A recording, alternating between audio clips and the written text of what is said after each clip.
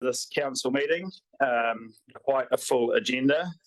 So I will just open with karakia. E te whānau o te kaunihera o te aorere. Whaia te mataranga kia marama, kia whai, taki kia, whai mahi katoa, tua maia, tukaha, aroha atu, aroha mai, tātou e tātou katoa, tihei Māori ora. Firstly, we've got apologies from Councillor Kinnamonth and Councillor Shellcrass. Someone prepared to move. Councillor Mailing, seconded Councillor Mackenzie. All those in favour, please say aye. Against, carried. Next up, we've got public forum. So we've got 4 registered speakers, and I'll just work through them in order. 2 are speaking on behalf of organisations or entities, so they have 10 minutes, and 2 with 5 minutes each as individuals. I'll just note who they are so you're aware of the order. So we've got Sally Carlton first, Tasman Welcoming Communities, Matthias Schaffner, followed by Ray Hellier and Hugh Challies. So we'll start with Sally.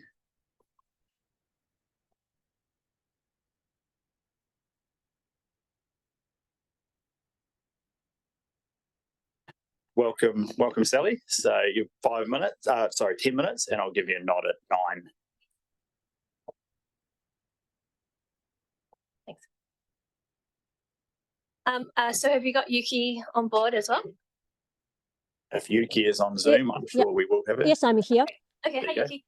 Okay, so just to introduce us, we're here from the Tasman District Council Welcoming Communities Advisory Group. We meet every 6 weeks or 8 weeks with Beata, the Welcoming Communities Officer, and there are a few of us here today cheerleading from the SAN scheme, and Lenka and Grant. And Yuki's going to kick us off. Yeah. Okay. My name is Yuki Oda. I'm a member of the advisory group for Beata, and also the teacher of Motueka High School. So I'd like to explain. I'd like to talk about what's happening at Motueka High School. At this stage, at the moment. So Motueka High School, co-education state secondary school with 746 students at the moment. And we are the only secondary school in Motueka area, that region. And we have 13 feeder school. So we are quite like community hub for young people and families. And this is the demographic. In 2024, we have 73.5% of New Zealand European and 16.8% of Te Reo Māori and 5.9% of Asian and 5.1 Pacific student and 0.7 and 0.13 for Middle East and Latin America and others. And especially for Pacific students, we have a clear trend for the last 5 years. So can we go to the next slide, please? Yeah, the thing is not working. Yeah. So we have a trend of rapid increase of Pacific students for the last 5 years. So in 2020, we only have 8 students, but it doubled in 2021, and after 2021, we have a steady increase of Pacific students. So what we did to support these students is in the next slide. Yeah, we are celebrating our diversity at school. Then in 2023, we have 3 events.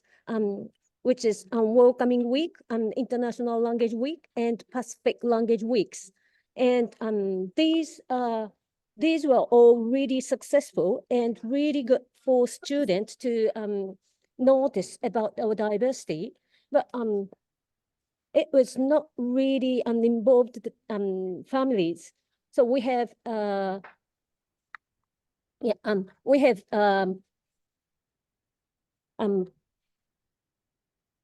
sorry about that. We have Pacific Celebration Week this year, and invite families, which is so successful. but one voice from the student, immigrant from Asia, and it said, our parents don't want to come to school because they are not confident about English. We are taking this voice seriously because we need to connect with families as a community have. So we think the support for language and communication for immigrant families and whānau are strongly required at this stage. And this also, yeah, it is, goes to Sally now. Thank you. Kia ora. So following on from what Yuki was saying about the importance of English language support, this slide shows that there's not all that much going on in the Tasman region in terms of English language. And from English language partners, where there's 22 centres around the country, Tasman and West Coast are the only regions that don't have English language partner centres. There is a class we set up in Stoke. We might do one in Richmond were we to get more refugee background families. The first one was settled just a couple of weeks ago. There is going to be another one, I found this out yesterday, being resettled in about a couple of months' time into Richmond. So the numbers of former refugees will be increasing in the region. In terms of other language support, there is a conversation class in Richmond Library. There's a free class at the Richmond Baptist Church every week. About 50 people are going along to every class, which is, as you can imagine, very, very hard to deal with. And there are ESOL classes in Richmond and Motueka, and probably there are other ad hoc kind of classes going on, but not much that's really formal or structured. So part 3, I'm going to run you really quickly through the results of a survey I did at the primary school my kids attend. 2/3, that should read not 1/3, of families participated in the survey. What's interesting is that 91% of families have English at home, but 17% of those families also have another language. So there's a really high level of kids being exposed to 2 languages or more at home. People who've moved here, who are living in the area who answered the survey, lots of them have New Zealand citizenship, almost all, but 25% from the UK, and almost 40% have citizenship or permanent residency of another country as well. So quite a lot of diversity there too. What's really, really important to note is that almost 1/3 of the families have been in the area less than 1 year, and 2/3 of the families have been in the area less than 5 years. What does that tell us? That tells us that the area is attracting a lot of young families. Most of them are here for the first time. Some of them are returning, but most people are coming here for the first time. And what's also really interesting to note, of those 29 families, a quarter have moved here from elsewhere in the region, a quarter have moved from elsewhere in the South Island, a quarter have moved from the North Island, and a quarter from elsewhere in the world. And around the world, that's South America, Australia, Israel, and Europe. Why did people move to Tasman? Well, lifestyle was the really big one, the weather, the beach. The family was the second biggest reason, work opportunities being the third. The pointer's not moving again. If someone could please click it. Thank you. Oh. Okay, so generally people are feeling really positive about moving to Tasman. And the reasons that people gave were largely because of the really good community vibes. It's a really good place to raise your children. The weather and the beach lifestyle featured quite a lot in there as well. However, when people moved to Tasman, it seemed like very few people had any kind of formal support or information or structure when they arrived. What they did do was they formed their own communities, their own networks, largely, unsurprisingly, among people who were also newcomers to the area. And they found out information through each other. Why might people leave Tasman was the final question, and the key reasons were there's not much of a high school in this area, there aren't that many activities for older kids, the cost of living, and also the limited employment opportunities. So what does the survey mean? There's lots of recent arrivals to the area. Most of them are of Western European descent. But they have moved from all over the place. From within New Zealand, I think is important to note. So newcomers doesn't necessarily mean they've moved from overseas, but also from elsewhere around the country. There's a relatively high level of linguistic diversity. 1 in 5 kids have a language other than English at home. And my hunch is that if the other 1/3 of families had responded to the survey, the diversity statistics would have been even higher. So I think there's even more newcomers than the survey is pointing to. So in summary, Yuki, feel free to jump in, but what does this all mean? Okay, so numbers of migrants in Tasman is increasing, and I would say that's pretty rapid. We know that former refugees are going to start to be settled into Richmond. It's already started to happen. Newcomers are coming here from within Aotearoa and from overseas. We already have a lot of diversity here, and I think that's something we need to think about. It might not be very visible because a lot of that diversity is Western European, but it is here. It's also important to note that the area is obviously attracting young families, and we don't have all that much, in fact, very little English language support in the region. So for you guys, some questions to think about. How is this migration to Tasman changing what the region's traditional demographics might look like? That might be ethnicity, language, the age of the people coming in, and employment. What are people doing?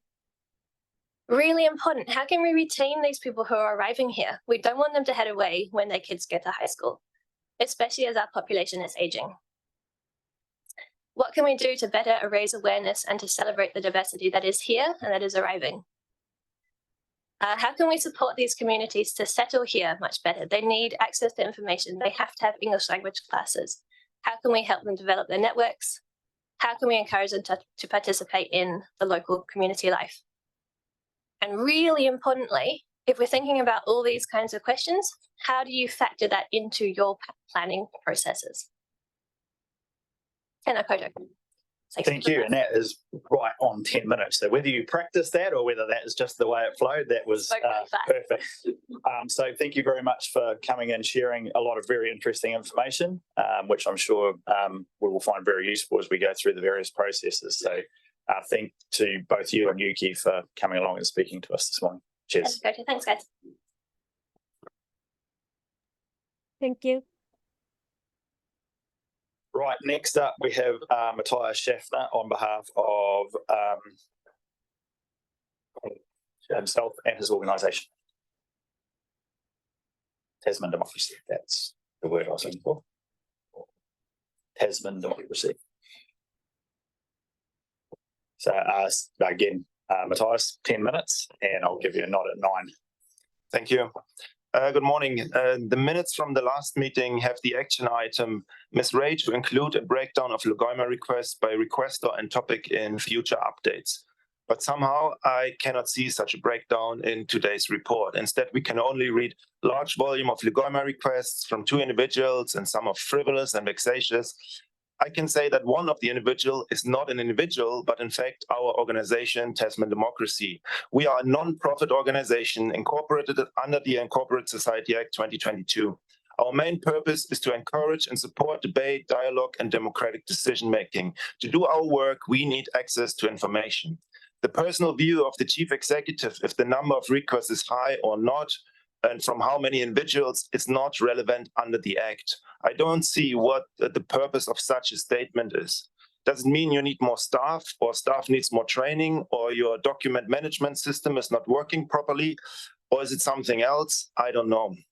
But as you might know, I like to read policies, and some other councils have all their policies online. For example, I was interested in conflict of interest policy, sensitive expenditure policy, internal audit charter, customer service charter, code of conduct policy for staff, unreasonable complainant policy, but none of these I could find on your website. So, Legoima request. I like to read meeting minutes, but sometimes meeting minutes are missing on your website, especially if I search for meetings that are a few years back. So Legoima request. Under the Privacy Act, the council must appoint a so-called privacy officer. I sent a simple email asking who is the privacy officer, but this was treated as a Legoima request. After 4 weeks, I got an answer that council doesn't tell me who the privacy officer is because I would endanger the person, the safety of that person. Then we also have situations when a Legoima request turns into several Legoima requests. For example, I asked for specific emails from the year 2023. I got a response. We searched for emails with the keyword 2013. Okay, I wrote back, thank you, but I was interested from emails from last year. Okay, then that's a new Legoima request. You have to wait another 4 weeks to get an answer. I said, no, it was your mistake. Look below my initial email. Oh, it doesn't matter, still a new Legoima request. Then we have Legoima requests where you get an answer, but not to the question that was asked. For example, I asked for the process for a community board to adopt a code of conduct. The answer was, the policy for investigating and ruling on alleged breaches of the code applies to community boards. Okay, well, not an answer to my question. And then I hear, oh, we already provided you a response, so the request is closed.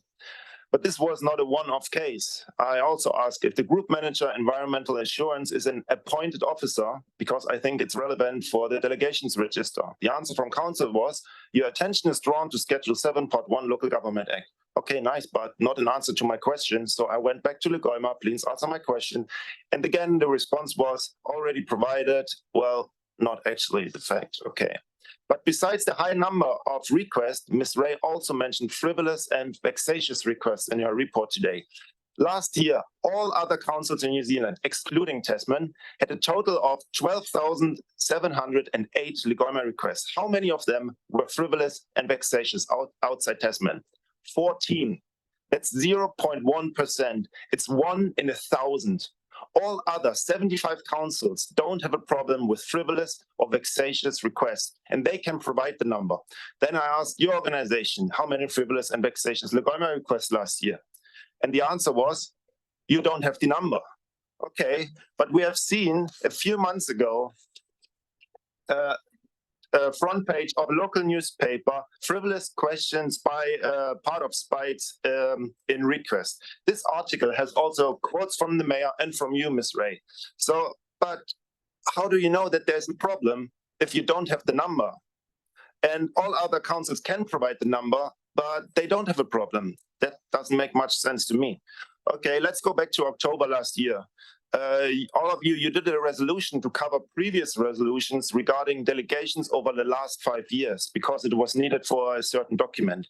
And it was said by staff that staff is looking if this could affect more documents or delegations. We are now in March, so I made a Legoima request. Besides the one delegation identified back then, have there been more delegations discovered? And the response was, council considers my request frivolous and vexatious. Okay. Lately, I did a bit of research into search warrants for some reason. And I asked about the reasonable grounds that council executed 5 search warrants last year. The response was, council considers my request frivolous and vexatious. Last year in a report, it was mentioned a sovereign citizen movement, and it was written, staff sought guidance from ombudsman and police. Okay, I requested, what was the guidance from ombudsman and police given to council? Council considers my request frivolous and vexatious. I got access to an email from one of your staff who talks about me, and he said he got approval from management. But from the context of the email, it was not clear who is management and what was the approval. So I made a Legoima request. Council considers my request frivolous and vexatious. Do you remember when I was here last year talking about letters that were not responded to? But you, Ms. Ray, you made the statement everything has properly responded to. I was a bit confused after the statement, so I made a few Legoima requests. My letter from the 10th of July, who responded to this and when? Council considers my request frivolous and vexatious. My letter from the 3rd of March last year, who responded to this and when? Council considers my request frivolous and vexatious. Next topic, when doing a code of conduct investigation, your policy actually mentions that there needs to be a budgetary limit negotiated in advance. I requested, what was the budgetary limit for Mr. Yu's investigation? Council considers this request frivolous and vexatious. And I think you get the pattern by now, or do I have to continue and present more of these frivolous and vexatious requests I did?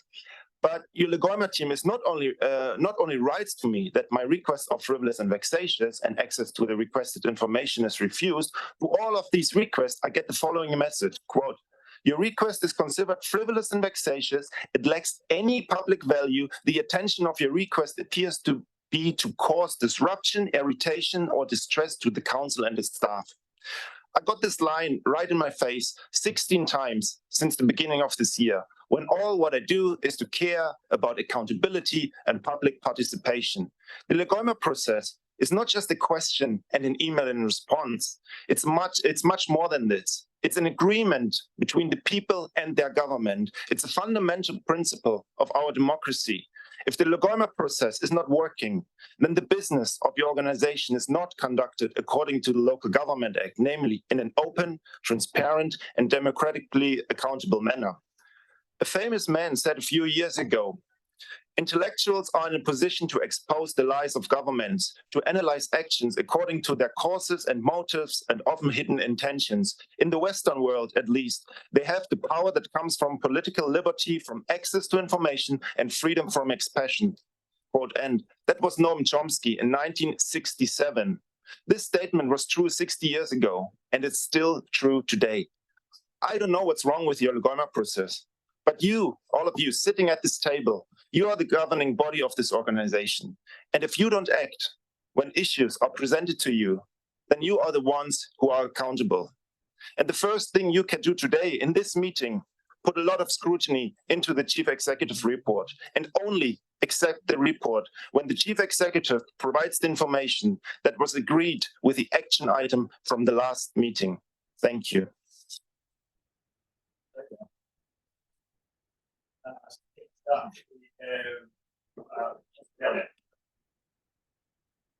Thank you, sir.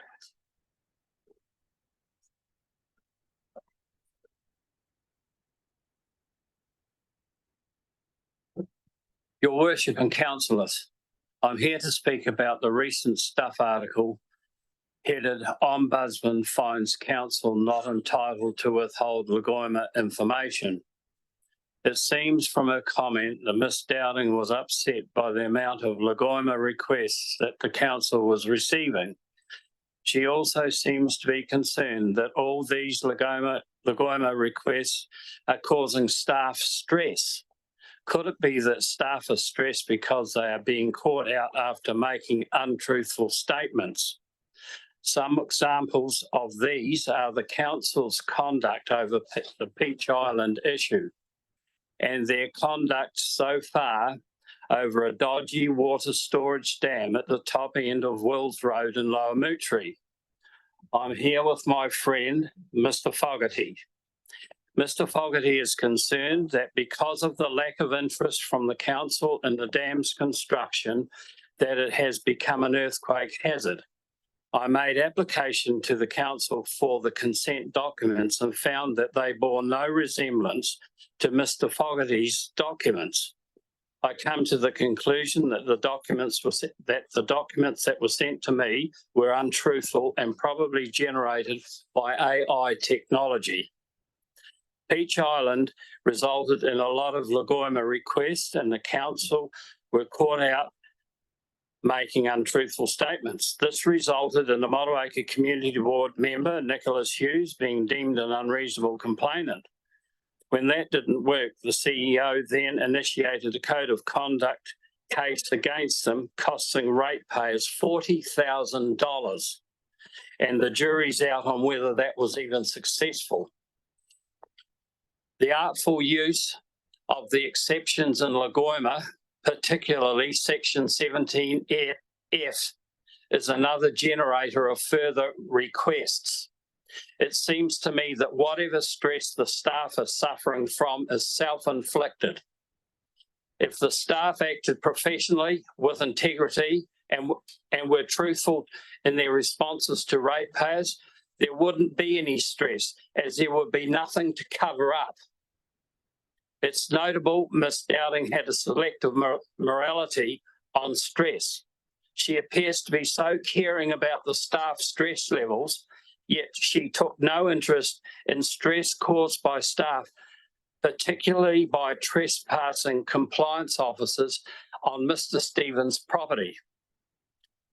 So, sir, I think you should try to show some leadership on this issue of staff stress and its causes. Try to reverse the untruthful statements and the artful use of Logoima exceptions that's been built up over the last 6 years. Encourage staff to realise their professional obligations and to act with integrity towards ratepayers. If the staff still remain stressed, you could always advise them to put their heads down and it'll all go away, as you did with Mr. Stevens, who is being harassed by the compliance officer. Thank you. Shelley.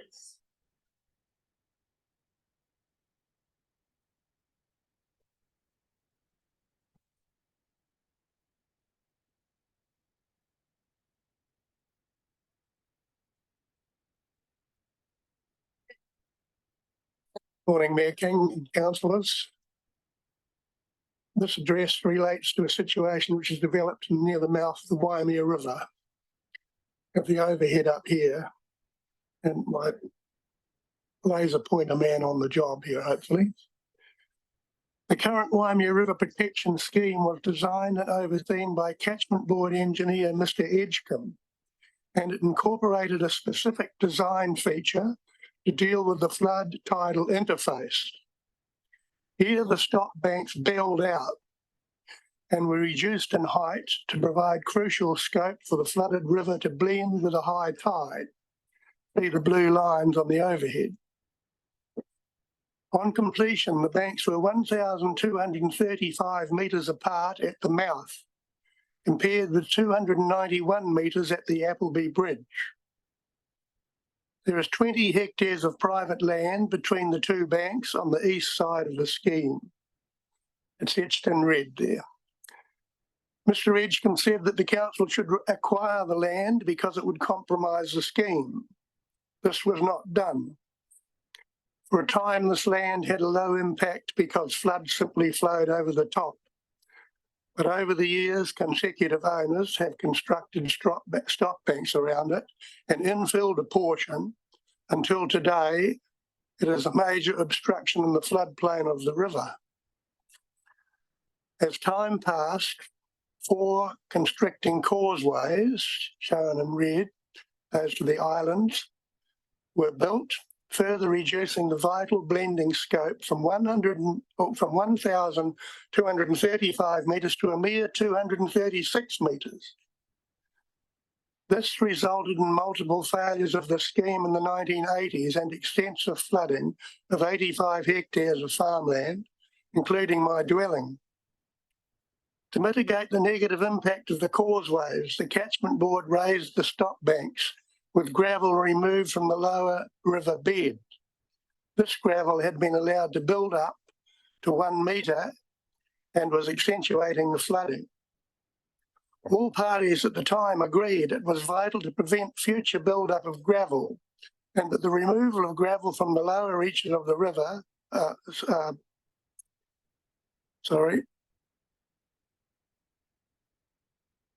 there currently seems to be an idea abroad that the removal of gravel from the lower reaches of the river is in some way environmentally harmful and must be avoided. When the Catchment Board removed the gravel from here to raise the stop banks in the 1980s, there was no negative effect to my knowledge, and the reduction of the water table restored the productivity of the adjacent farmland. We have as a community historically chosen to manage our rivers and have established our lives, infrastructure and activities on that expectation. But we're now to abandon that policy and let the rivers run wild again. Over the years, these lessons seem to have been forgotten. For example, a substantial beef up of the approach to the cycleway swing bridge has effectively formed a 200-metre dam jutting out at right angles directly across the floodplain. The inevitable result of this is that floodwater is directed westwards towards Pearl Creek. See the yellow arrow. This caused a scour of gravel there and a stop bank failure on the 20th of August 2022 over a length of 180 metres, flooding 50 hectares. Had this coincided with a high tide, it would have resulted in a major 1980s type flooding event. During this recent flood, upstream from the Appleby Bridge, the floodwater was barely touching the toe of the stop bank. Here is the smoking gun which proves that the scheme is failing. TDC recorders rated that flood as a 1 in 10 year flood. The river scheme is supposed to give a 1 in 50 year protection. We are currently paying $2,674 per year specifically for flood protection, which is fair enough if you're getting it, but we no longer are. As a result of the recent flood, the council engineer, Mr. Lowe, recommended that the stop banks be lifted, but his advice was not taken. In summary, the scheme has been completely compromised in the lower reaches because of the major loss of the original scope to blend. Consequently, the lower level stop banks of the original plan are no longer adequate. Surely it is the responsibility of the council to restore the 1 in 50-year status of this part of the scheme. Finally, I seek permission to table a more comprehensive report on the matter. I have 7 copies of. Thank you. Thank you, Mr. Challies. And yes, by all means, just pass those copies to Councillor Maru and he will ensure that they are circulated. Thank you. Thank you. Right, that draws us to the conclusion of the public forum. Next up, we've got declarations of interest. There being Councillor Mailing. And one of the items I'll have to declare an interest. I don't think it's a conflict, but I'll declare it later when okay, that's fine. Get us going. Next up is minutes. So minutes of the meeting 15th of February. Someone move. Councillor Dowler, seconded Councillor Dakey. All those in favour, please say aye. Against, carried. And then the confidential minutes of the same meeting. Moved Councillor Dakey, seconded Councillor Mackenzie. All in favour, please say aye. Against, carried. Now we've got 2 late items. So the resolution is contained within the agenda. And the reasons why the late items are necessary. I'm happy to move, Mr. Mayor. Moved Deputy Mayor Bryant. Is there a seconder? Councillor Mackenzie. Those in favour, please say aye. Against, carried. And now we're going to move into the confidential part of the agenda to consider the Waimea Water Limited contractor related matters. At this point, can I just ask anyone who's on Zoom who is not able to be in the confidential minute to exit the meeting yourselves, because if we exit you, then you can't re-enter the meeting. So, but if you log off yourself, you can log back in at a later point in time and be let back into the meeting when we come back into the public part of the meeting. And as part of the resolution in terms of going into committee, we have members of Waimea Water Limited, so the chairman David Wright, the chief executive Mike Scott, and board member Doug Hattersley staying in the meeting. And Bevan Peachy from Russell McVeigh, the legal advisors. Shit. I'll wait, I'll move Mr. Grant's not here, so I can't do that one. Coastal erosion, can't do that one. Aye.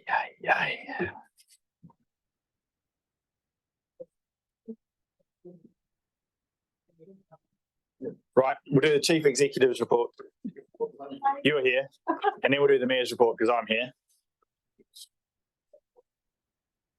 7.4, no, David Armstrong's not here. So chief executive's report is 309.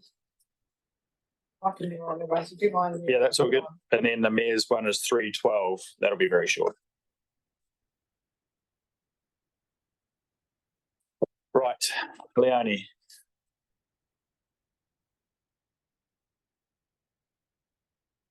Kia ora koutou, that's better. Right, relate. This is my first report as the official chief executive. I'd like to take it as read and any questions or feedback. Thank you. Right, thank you. Open for questions or comments. 309. In the absence of, can someone move the receipt of the report? I'm happy to do that. Thank you. Is there a seconder? Councillor Greening. Yeah, okay, it's been moved. Councillor Bryant, seconded. Councillor Dowler. Councillor Greening. Yeah, I mean, it would be useful if these reports were kind of, I think, briefly summarised for the benefit of the viewing public. But I know there seems to be a growing trend for we'll treat them as read. I just want to respond to some comments and observations made in the public forum, and listening to that presentation, and given some of the examples that the person provided, does raise some concerns about what we're recording as Lagoima, and some of our responses to what I would have thought were straightforward questions that would appear not to justify some of the responses that they've had. So I'm just wondering whether the CEO would respond to the public forum item, and also what will we be doing to improve our Lagoima if this is the case? Yeah. Okay, right, so improving Lagoima. Obviously, we're always continually trying to improve what we're doing, and that's part of that is our record keeping, and then obviously our responses. We have one person who manages Lagoimas, but they go out into the organisation and they require all managers across the organisation to respond. In terms of the public forum and comments that they were frivolous and vexatious, we have received a significant amount of Lagoimas, and some of them are quite repetitive. Just for some context, we have received 92 Lagoimas from one individual who spoke today, and some of those have. Most of those have been responded to. There were 19 that were refused on the grounds that they were trivial and vexatious out of the 92. And also 10 have been refused because we didn't hold the information. And there were also, we've refused 45 times when there's been a demand for staff names have been requested. And we've also used our the Lagoima rules around that as well. So I believe, and I'm pretty overall happy with our responses. We have a team that review these responses as they come in, and we have a legal review of them.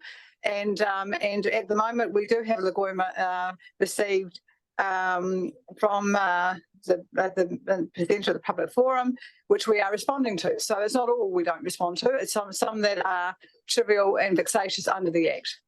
So I believe we are doing a good job. We're continuing looking to improve.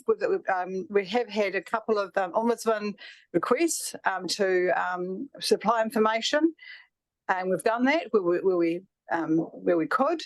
The other point I'd like to make is that we also have had other complaints to ombudsman that I've upheld on council's behalf. So I believe we are doing a good job in that space. We can always improve, and we will take the feedback that we received today. I do have our manager for the Lagoima team in the room if you'd like to ask more questions in more detail for him. Yeah.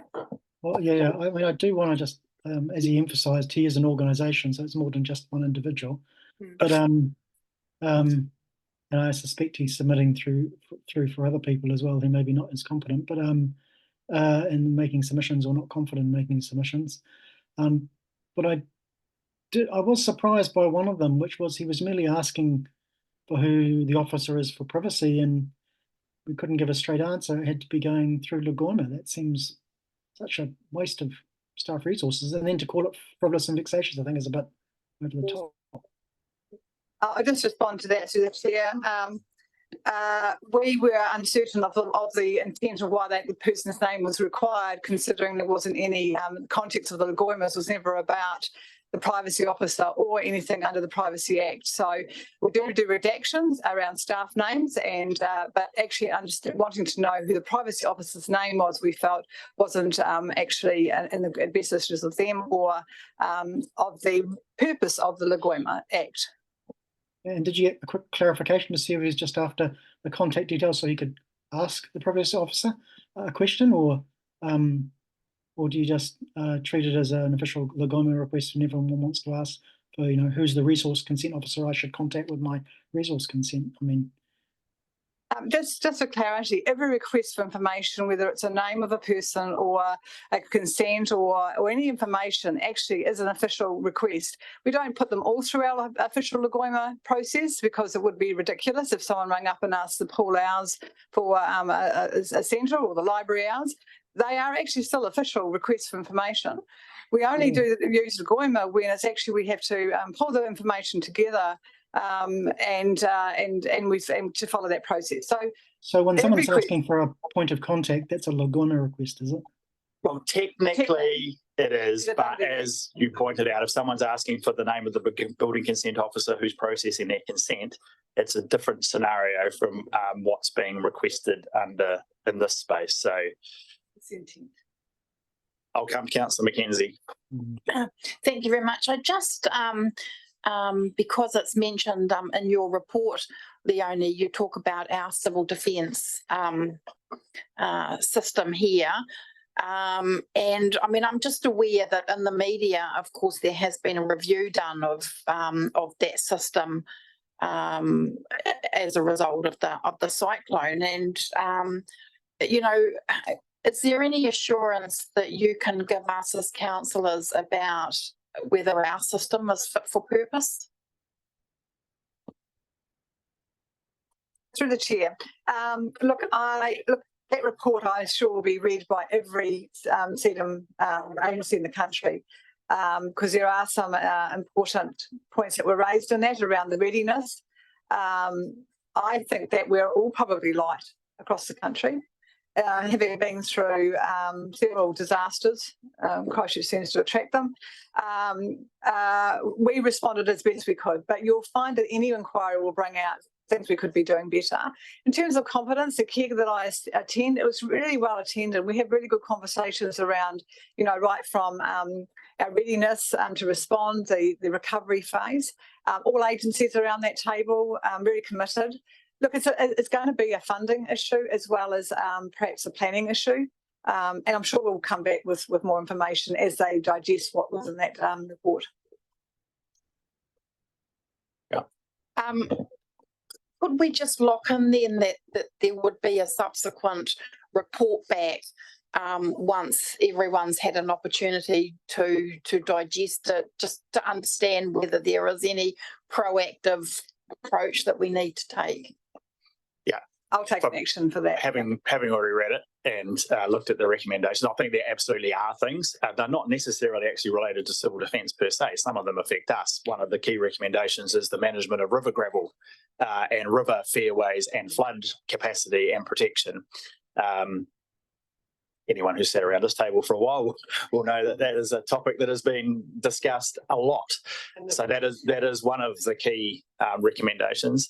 There are others around structures where we're in a slightly different position, having a combined civil defence structure between ourselves and Nelson regionally, which is slightly different from the Hawke's Bay Gisborne scenario. So, yep, absolutely, there are recommendations in there that we will definitely need to seriously consider. And then, as Leonie points out, they're almost inevitably going to have both policy implications and funding as well.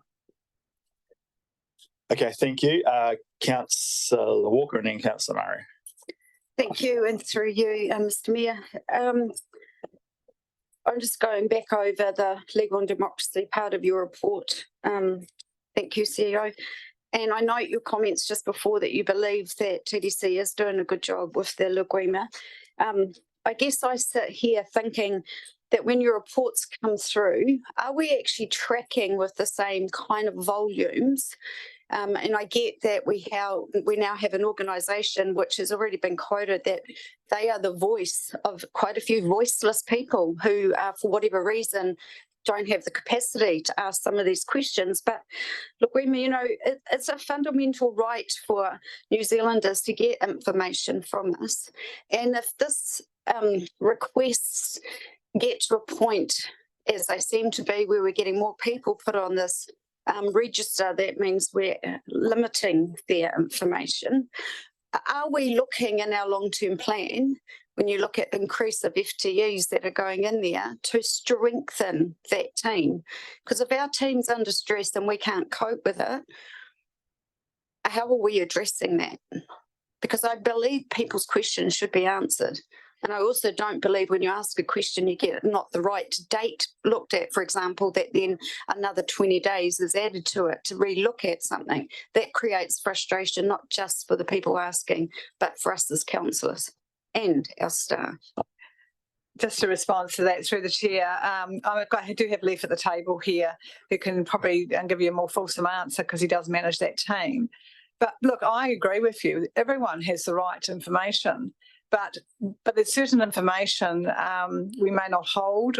When it's someone asking and challenging the information over and over again in minute detail, then you've got to ask, and under the Act, you've got to have a look at what's the purpose of that and what's the intent, and there's some really clear guidelines around that.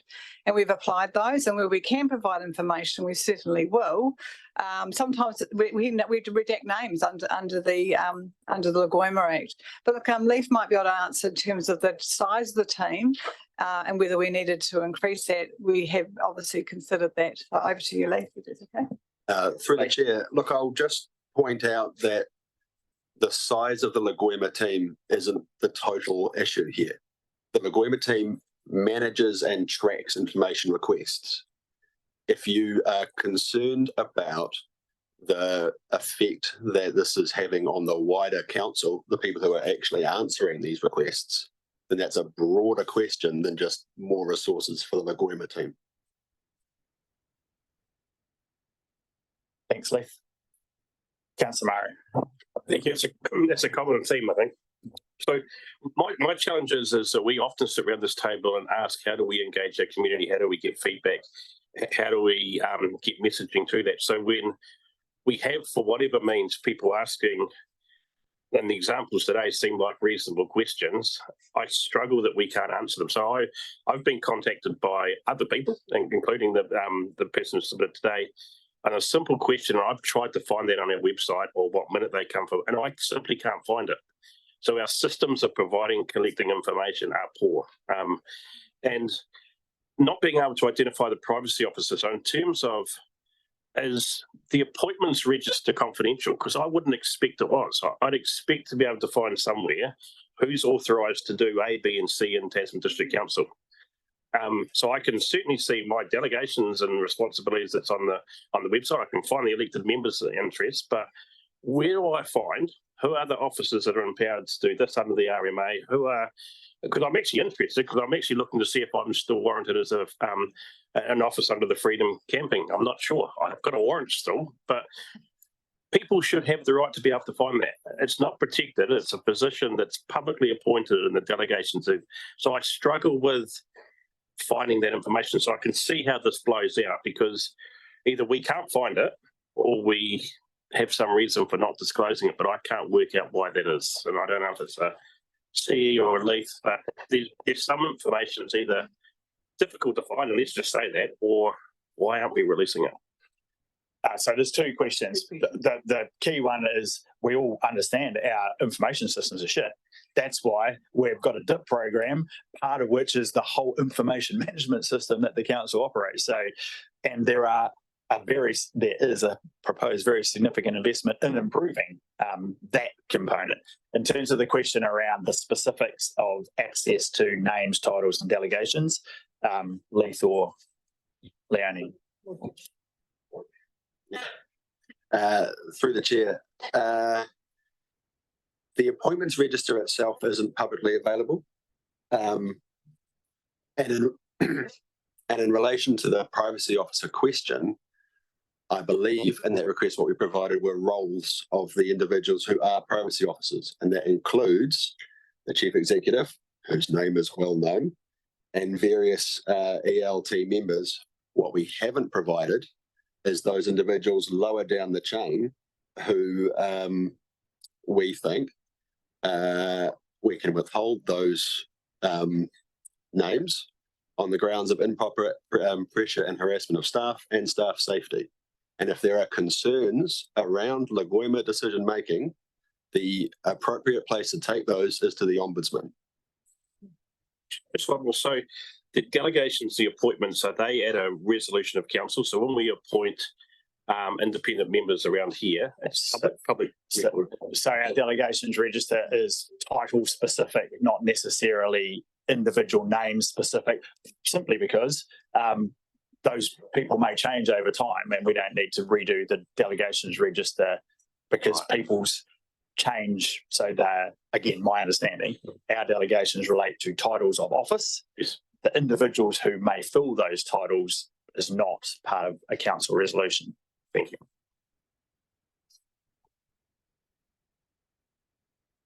Okay. All right, so Councillor Greening.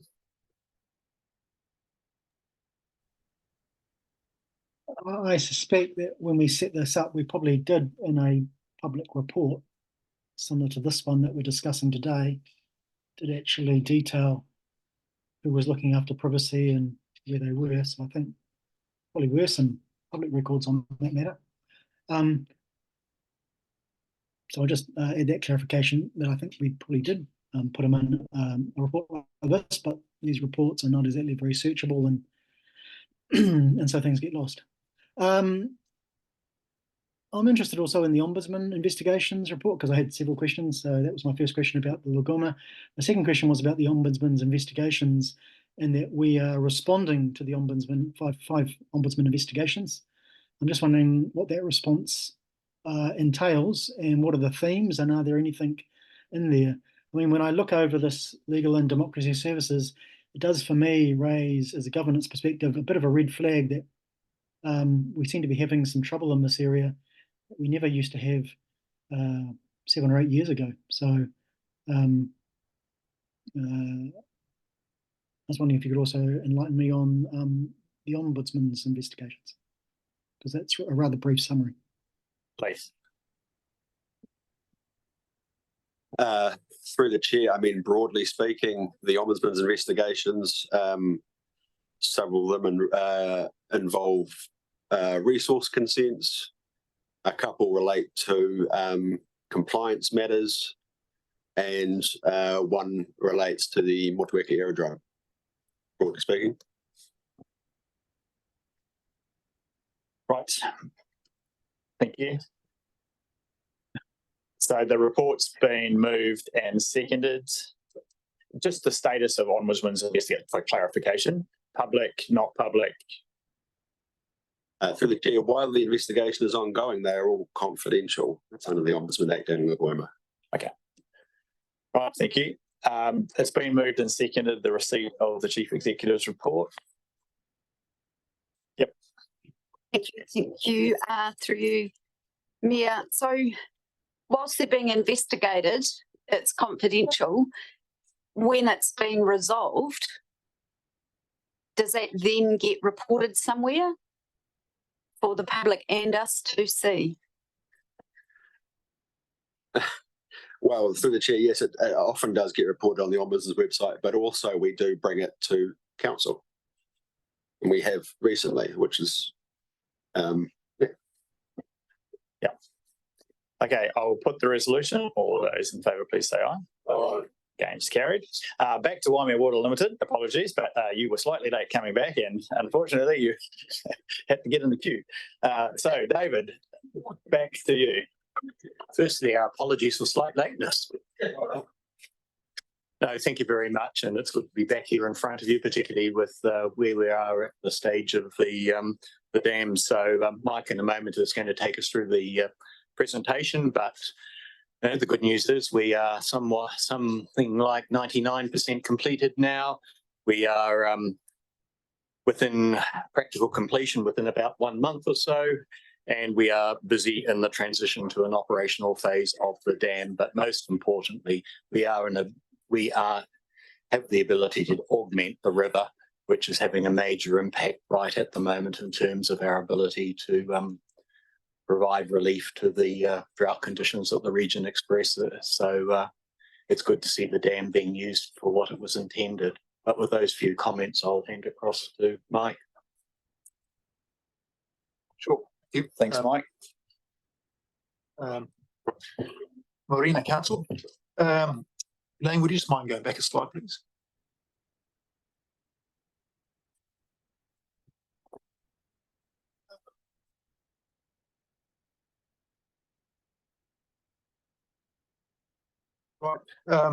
So council, by way of overview, as David said, we're now 99% or more now complete, and the contract is currently demobilising off the site.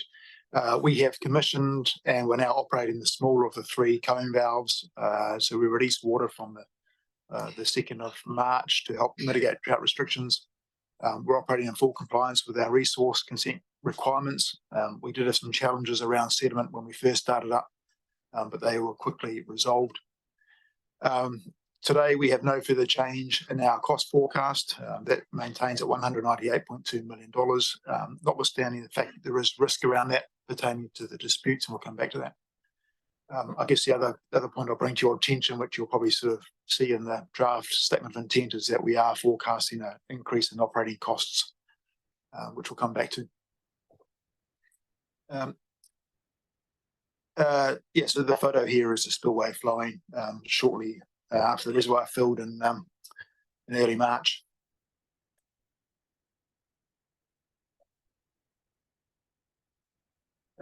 So as I said, 99% complete. We've completed filling the reservoir 21st of January, and the spillway started flowing. You can see it here. And then once we'd completed the reservoir, we then went through our engineering checks and verifications to give us the confidence to then pull out the temporary pipe work. So the current work on the dam is we completed the transition from the temporary pipe to the permanent facilities in February. As I said, we've got the small cone valve going on the 2nd of March to help ease the water restrictions. We expect to have the 2 large cone valves commissioned next week, 4th of April. The contractor is currently demobilising, and we expect to have practical completion by the 3rd of April. We then need to turn our attention to our ancillary works. We have work to do after the contractor leaves site, which we will look at doing in June and July. For example, installing the turbine for our power generation, access ways, completing the valve chamber building. So you can see here on the photo on the left is the completed pipe work, all hooked up in early March, and then the day after we had the cone valve open. Just like to make the point here that the dam is doing what it was meant to do. We are easing water out now in support of the current drought. So since we opened the cone valve on the 2nd of March, we have released about 11% of the reservoir. So that's the graph on the left. You can see that the reservoir being filled during the spring and into summer, and then we're now releasing the water as that line comes down. And it would appear that it's assisting in the mitigation of restrictions, the drought restrictions on water. The photo on the right just essentially shows the cone valve working. Cost forecast, as I said, there's no change. You can see we've spent $188 million to date out of the 198 we forecast. So sort of $10 million still to spend. Our cost forecast is based on what we currently know and the risks as we see them. Given that we're now finished the project, really the residual risks are really around the dispute with the contractor, in particular the claims from the contractor. You may be aware, we are aware that the contractor has initiated adjudication with us. So we're in dispute proceedings under the Construction Contracts Act 2002. The contractor has also initiated arbitration. I think we have 18 notices of arbitration, and we expect that to be around March 2025. We have agreed and are currently appointed an arbitrator to get the process moving. So the chart, the table at the bottom left shows essentially we're sort of running about 2 years late. We had planned at that funding, we were planning to complete the project in January 22, and we now expect April 2024. That's all I have.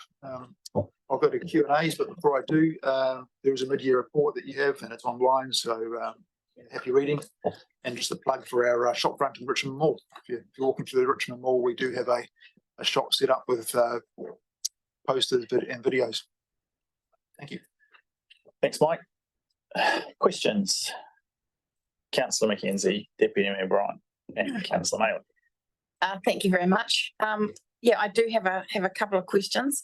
And my first one is actually in your half-year report update. I'm just trying to find my right page here. Sorry. You've got the graph there to do with the macro invertebrates, where I guess we're showing the quantity, I guess, in the river upstream as opposed to downstream. And then, you know, as we progress through to January 2024, the downstream is kind of tracking significantly lower than the upstream, which is going up. So I guess my question is this anything that you're concerned about, or what does this mean? Councillor, no, we're not concerned. Yeah. I mean, the professional advice is we're in good order still, and we're meeting the consent. Okay, thank you. And then my other question was, and I'm not sure whether this is a question for Waimea Water Limited or not, but you know, as I said before, so great that we are releasing water. There was always a certain narrative in all the years moving up to the dam around that it was an experiment, and that in actual fact there would be no benefit to the aquifers in terms of releasing water, and it's all going to rush out to sea and whatever. What data are we actually collecting to demonstrate the impact? Well, I did say it might not be for Waimea Water Limited. Well, perhaps you could answer, Mr. Mayor. Mike may well be able to answer as well, but there is, if you only have to go onto the council's information, which is publicly available, and look at the river flows, the releases, and track it down through the river system to be able to see. We are also going to provide that information through the newsline and a number of other articles. My understanding at the moment is that without the release of the water, the lower end of the Waimea would be approaching the point where it is drying up, a la 2000, 2001. So the majority of water that remains flowing at the bottom end is as a result of the release. And also in terms of the recharge of the aquifer, the loss between the gorge and the Appleby Bridge demonstrates the amount of the water release that is being either included into the aquifer or utilised. So I think the other thing to note is we are never going to be in the position of releasing water at the tail end of a drought when the river has already got to such a low point. At every point in the future, in anticipation of lowering water levels, water will be released proactively to ensure it never gets as low as it did this year. So it is both an unusual set of circumstances, but it's actually quite useful for demonstrating the impact of the water releases against the background of very low flows. So I guess really that's the point that I'm making, which is, you know, there is still narrative out there. And so fantastic that that data is going to be up on the website, and that we're able to give that evidence and tell that story. So thank you. Okay, thank you. Councillor Mailing, then Deputy Mayor Bryant. I don't care who goes first, just go. Thank you, Mr. Mayor.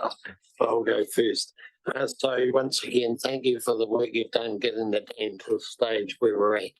I think what the discussion with the last two speakers shows how important it is for the environment, the urban and rural communities, the dam.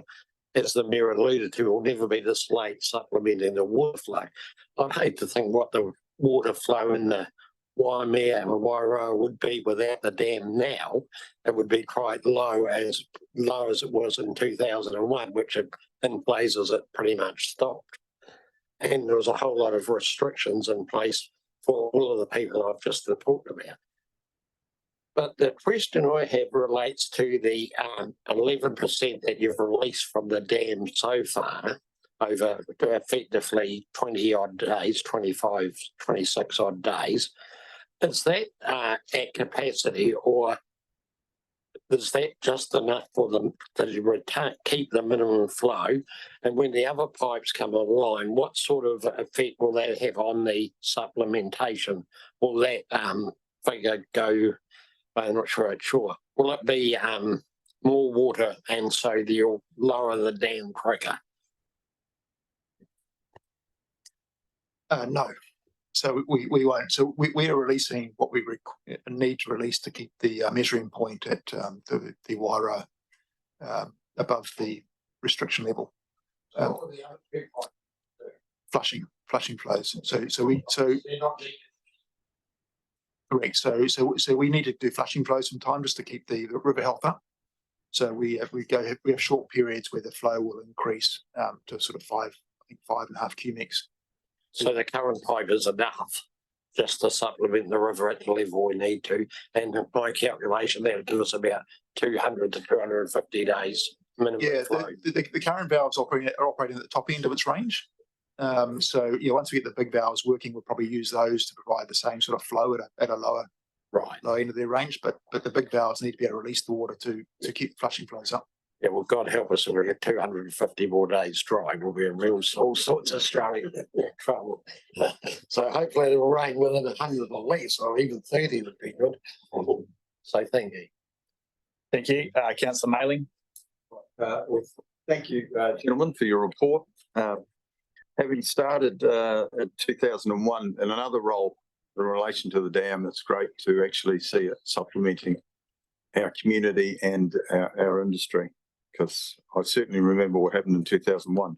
But a question for the board chair probably at the moment is, have you considered the hydro options? And I know we've got no money, but we've spent a lot of money building a dam that someone else might want to use and pay us for the use of it, because it's green energy, hydro.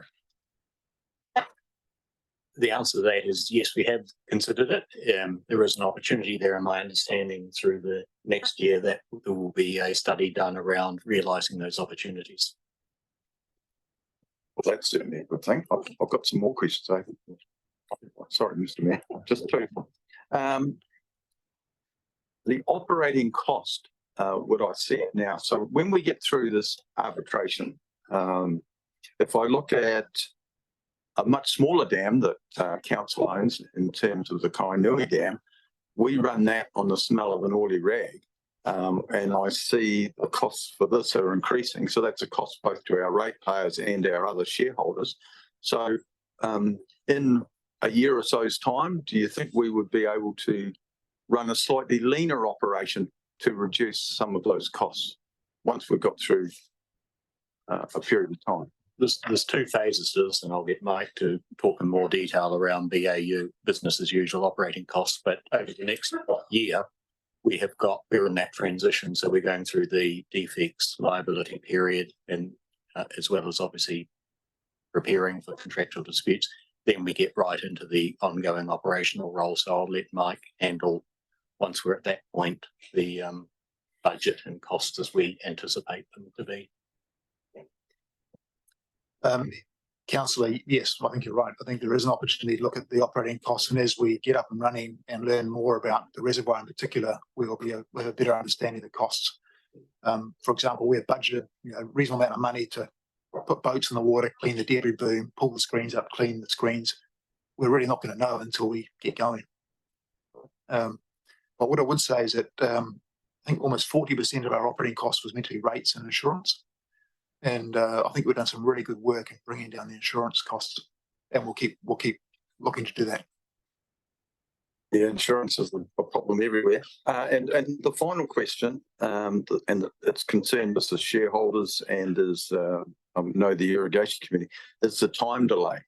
That this project is over 2 years late, and how do you rate the performance of the contractors in relation to that, Mike? Because this delay has been costly for all parties. Yep. Good question, councillor, and I share your frustration.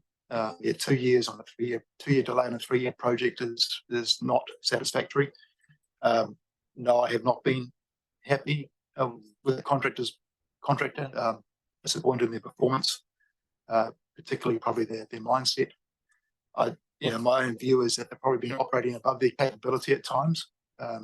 We have been fortunate to have a strong team ourselves to fill in the gaps when required.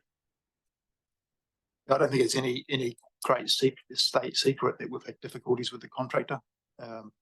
They've been high maintenance. I mean, it's come at a cost. I think we've had over 6,000 notices, 4 years of time claims, 2 adjudications, 16 notices of arbitration. So, it has been an expensive, high cost.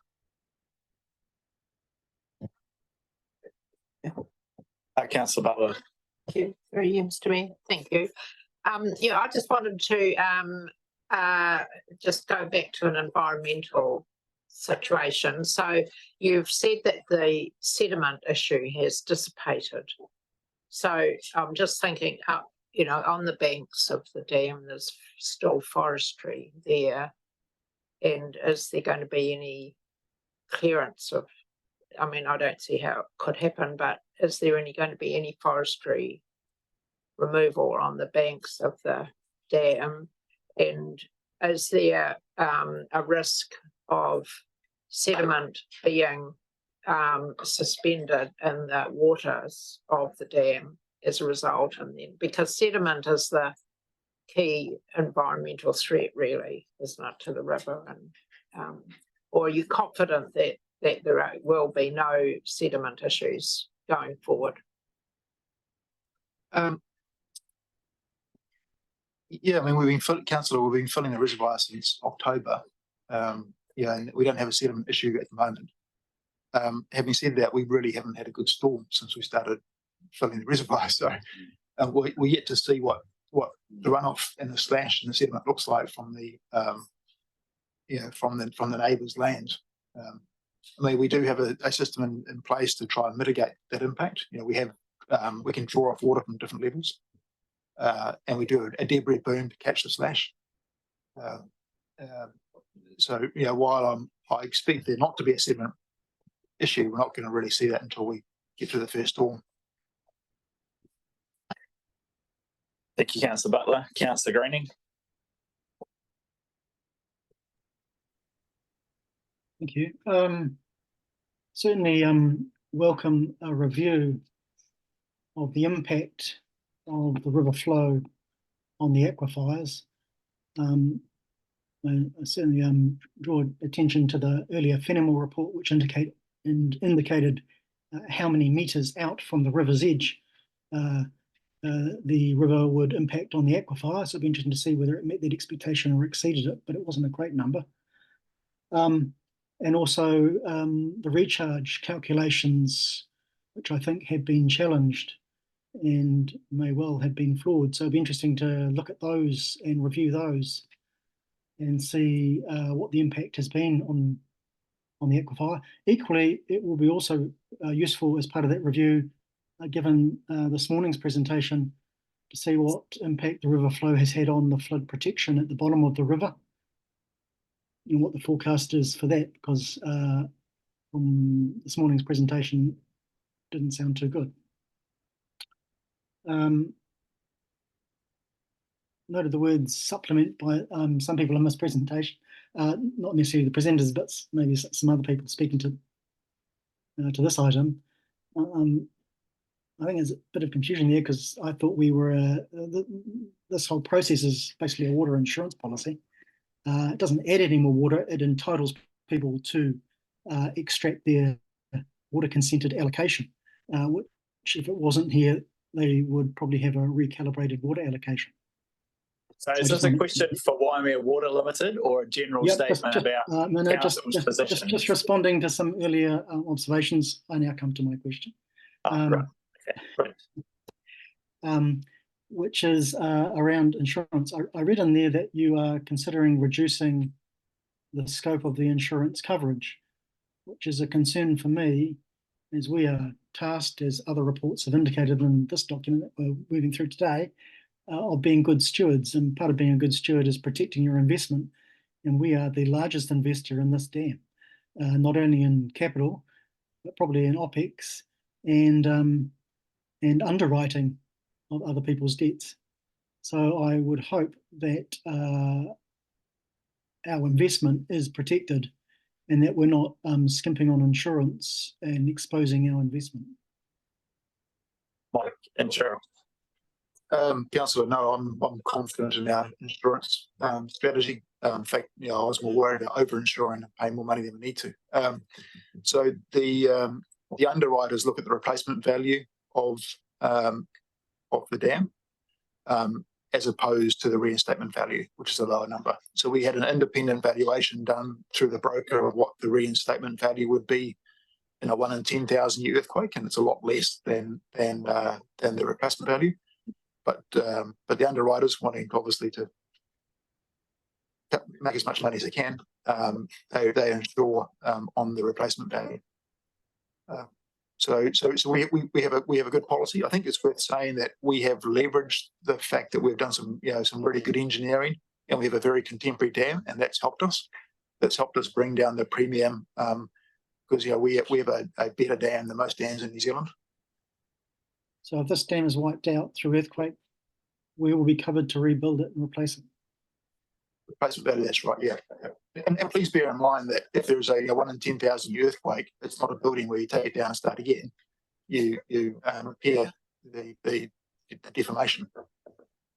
Yep, absolutely. Thank you. Okay. Thank you, Councillor Greening. Good question, good answer. Anything further? If not, someone like to move the receipt of Waimea Water's update. Move Councillor Dowler, seconded Councillor Maley. All those in favour, please say aye. Aye. Against, carried.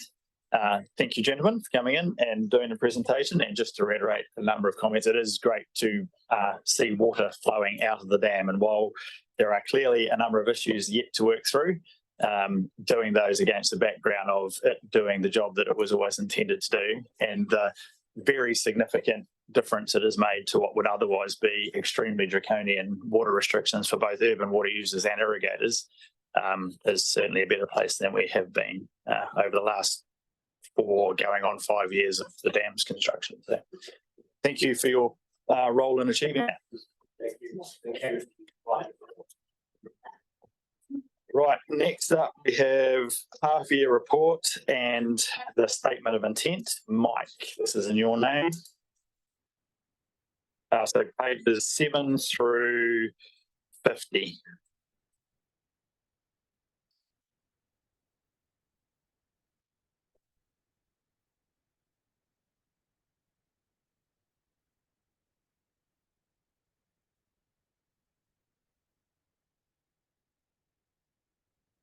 Yeah, over to you. Through you, Mr. Mayor. I'll take the Waimea Water Limited half-yearly report as read. The report was delivered to us within the statutory timeline. The report goes to shareholders, to ourselves and Will. And the report has been available for some time on Waimea Water Limited's website, so it's available to the public. Post this meeting, we will also make a link to that report available as required from the council website. Quite happy to take the report as written. I think you've had an opportunity to ask questions of Mike Scott, CEO, but if there are any other matters, I will assist. Thank you, Mike. It's open for questions and or moving and seconding. Councillor Greening.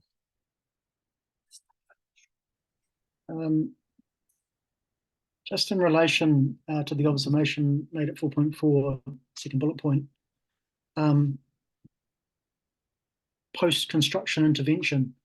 I assume that any costs for post-construction intervention will not be treated as part of our obligation to pay everything above 104 million, but will be treated as outside of that. Mike.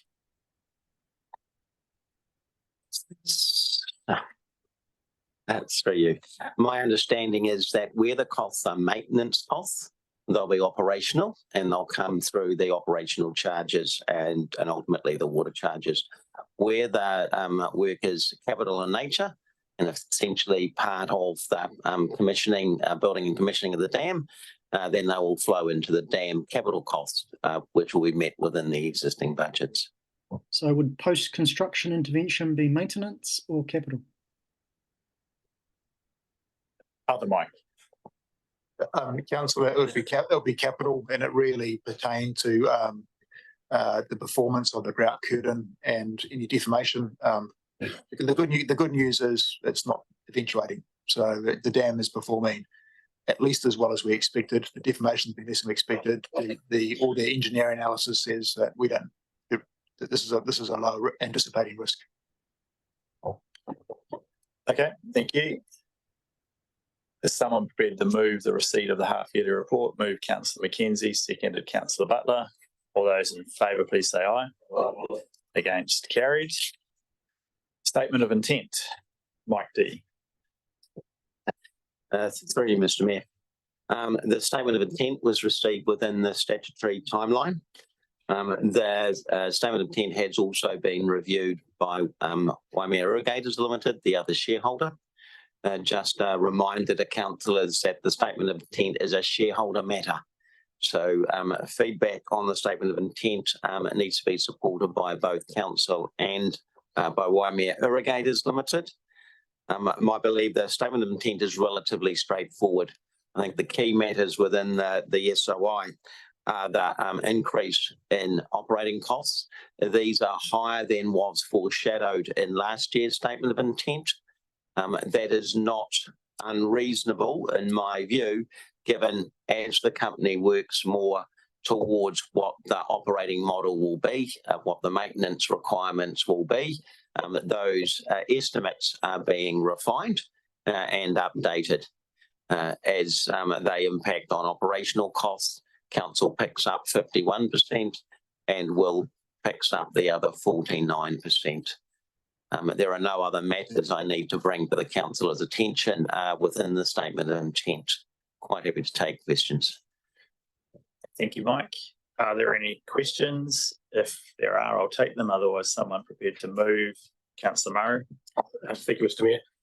So, Mike, if you can just talk me through, I think it's 5.9, page 52, in terms of the tangible cost increases, is the 502 51% of that, or is the 502 council share of that?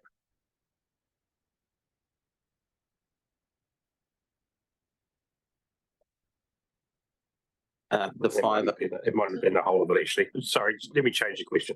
What is the total increase to council that is not currently in our draft LTP from the statement of intent? Mr. Mayor, I will need to check. We allowed for some upward movement in the cost for the Waimea Community Dam, but I expect most of this increase will flow through as an additional adjustment in the final long-term plan.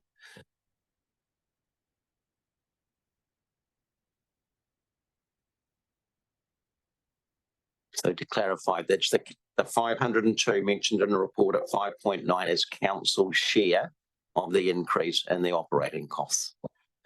Thank you. And I guess through the Mayor to the other Mike, at what stage will Waimea Water come back with a revised statement of intent, or is it your expectation that this draft is what will be coming forward in that?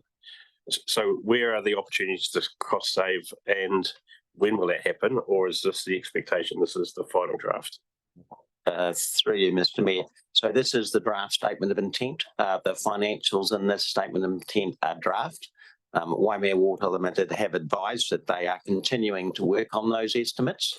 The final statement of intent is due to be delivered to council by the 30th of June. That will contain updated financials for the project, including the operating costs. Each year, the operating budget needs to be agreed. It typically happens in May between the shareholders. And so that agreed budget will be reflected in the final statement of intent.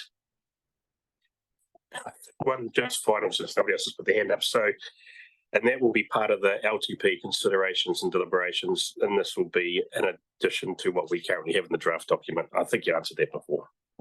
That is correct, Councillor. Thank you. So is it me moving second?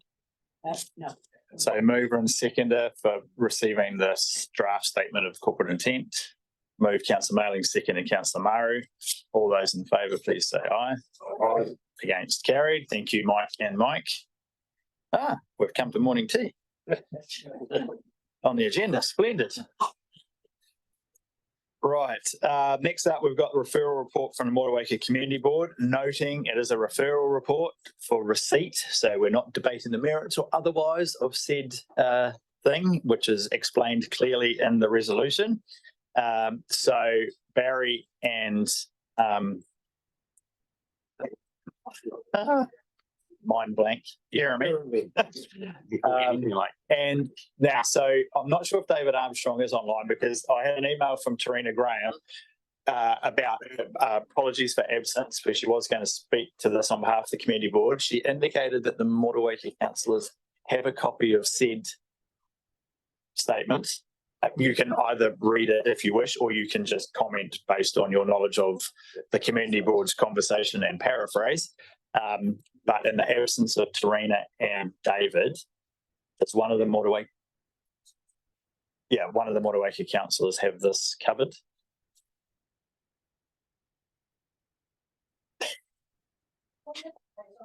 Oh, sorry, page number 90. 90.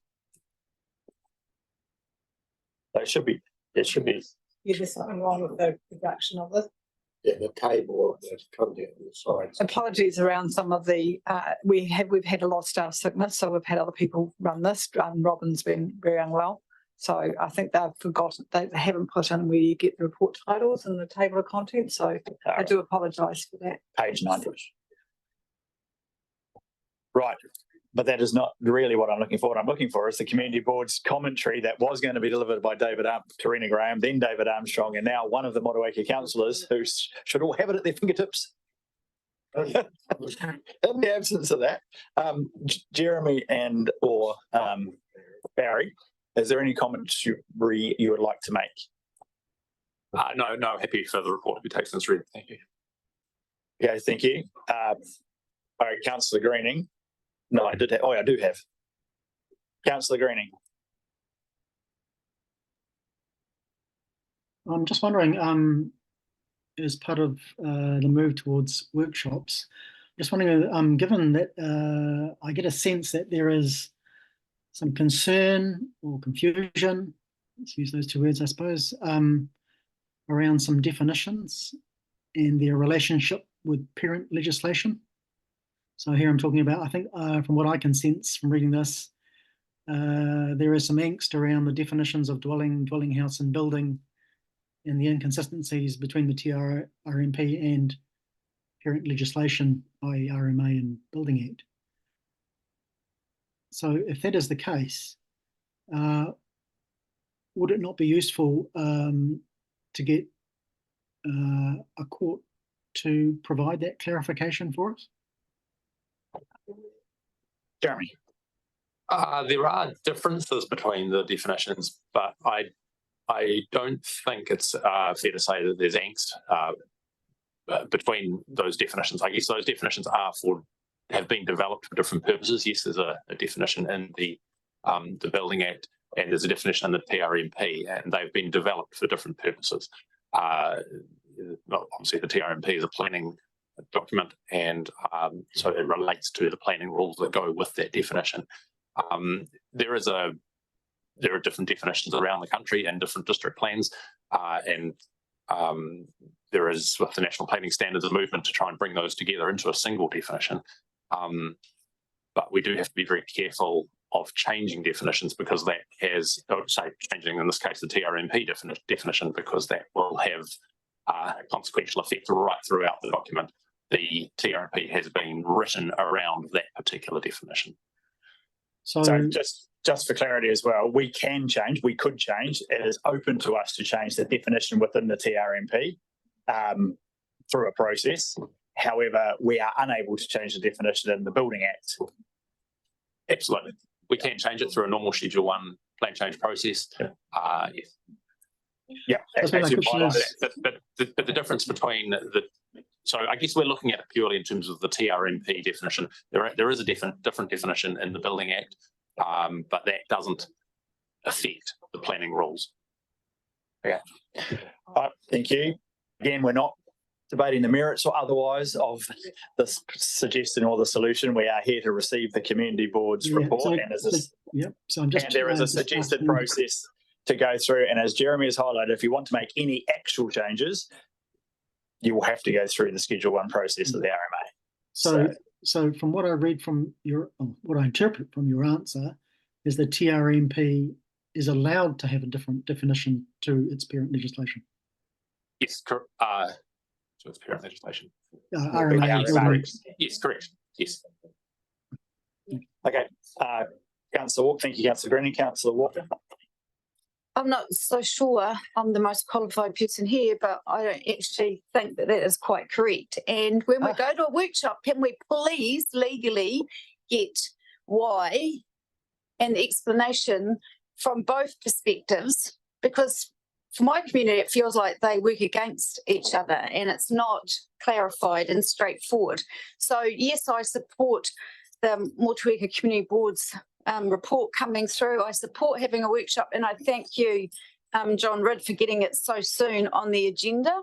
It's a shame sometimes we have to throw our toys out of the cot to get movement, but anyway, cake pie, thank you. But there is no point going to workshop if we don't get a very clear definition of what both stand for and what that means and the impact that that has for our communities. Thank you, Councillor Walker. Councillor Murray. Thank you, Mr. Mayor. I'm happy to move the recommendation as per the Yep, absolutely. And is there a seconder? Councillor Ellis. Thank you. And again, thank you, Mr. Ridd, for a second. Do you want me to read the email from the board? But I guess in terms of the resolution, if the councillors want to hear that email from the board. Yeah, if you can paraphrase it, that would be ideal. And then circulate it to us all, because I don't think we've all received it. Okay, how would I circulate? Basically, in terms of the 8-week rule that currently sits, from a board perspective, marginalises living opportunities, and especially Motueka, but throughout this district. And I guess the cold hard facts of it is that depending on whether somebody complains, is whether the act is applied. If nobody complains, we just drive straight past it. And it's a bylaw, and it has some implications across all our district to displace people to housing that we do not have. And that's basically it. But in terms of involving the two community boards, I think, thank you again, that's the positive thing to do. But in terms of the resolution in front of the council, I strongly ask for your support. Thank you. Deputy Mayor Brian. Question, if I may, for you, Mr. Mayor, just Jeremy. So how much of a priority are these two workshops in our work program, and any subsequent outcome, I take it, would have to then go to a plan change, and how long would that process take? The first part of your question, we have an agreed environmental policy work program. We have a series of workshops coming up on other aspects coming up quite soon around our growth plan change. It can be, let's say, it can be accommodated within our current work program, day-to-day work program. I have a member of my team looking at it and working on it, and we've got that first workshop scheduled. And as I say, if I can just through you, Mr. Mayor, respond in a way, what I would see, and as I've put in the report, I see it as the first workshop at least as an investigative workshop to actually look at, what are the problems and what are the possible solutions, to discuss that process, because just flagging it here, changing the definition may not be the best way of achieving the outcome that the community board is looking for. So I think if we can look at that, and then yes, in terms of, so we can accommodate that in the next few months. It does increase the workload and put off other things that we could be doing, but that's okay. In terms of a plan change, I think we've identified the plan change at its very quickest can be about 6 months through to 2 years, which is a statutory limit. And then, of course, there's a potential for appeals. So that's really the window for undertaking a plan change. Yeah, I have a further question, but I'm not sure if you can answer as a policy. How much of an issue is this that we're looking into? How much of a problem is it? Maybe that's a compliance issue. Yeah, I would tease that out at the workshop. Again, it really depends on what is the problem we're trying to solve, because it can be looked at from so many different ways. And I think defining the problem in this case here is very, very important to then determine what the best solution may be. Thank you. I'll stop. I can assure you it is a major issue, whichever way you look at it. Either the fact that there are many hundreds of people who are living in a whole range of different things that are from that either meet or don't meet the definition of building or vehicle, who are living in unconsented buildings that are clearly buildings, many of whom have chosen to do that out of either frustration or the perception, at least, that to do it formally, properly, and through the process is so difficult, so hard, so time consuming, and so costly that the only alternative left is to just do it illegally. I could take you out of this room and drive in half an hour in any direction and point to dozens, if not many more of these things. I personally don't necessarily think this is the ideal solution. However, unless we can, both us and central government, come up with a far easier, simpler way of doing it officially, we will continue to face this lottery of those who choose to do it unofficially and never come to our attention, as has been raised, and those who choose to do it unofficially and do come to our attention through one way or another, whether that's through complaint by neighbours or others, or they're just picked up in the general monitoring of consents and conditions and we happen to come across it. And that's not a very satisfactory place to be, where effectively your house is involved in a bit of a lottery as to whether or not you get picked up or not. Now, like I say, I don't necessarily believe this is the right solution.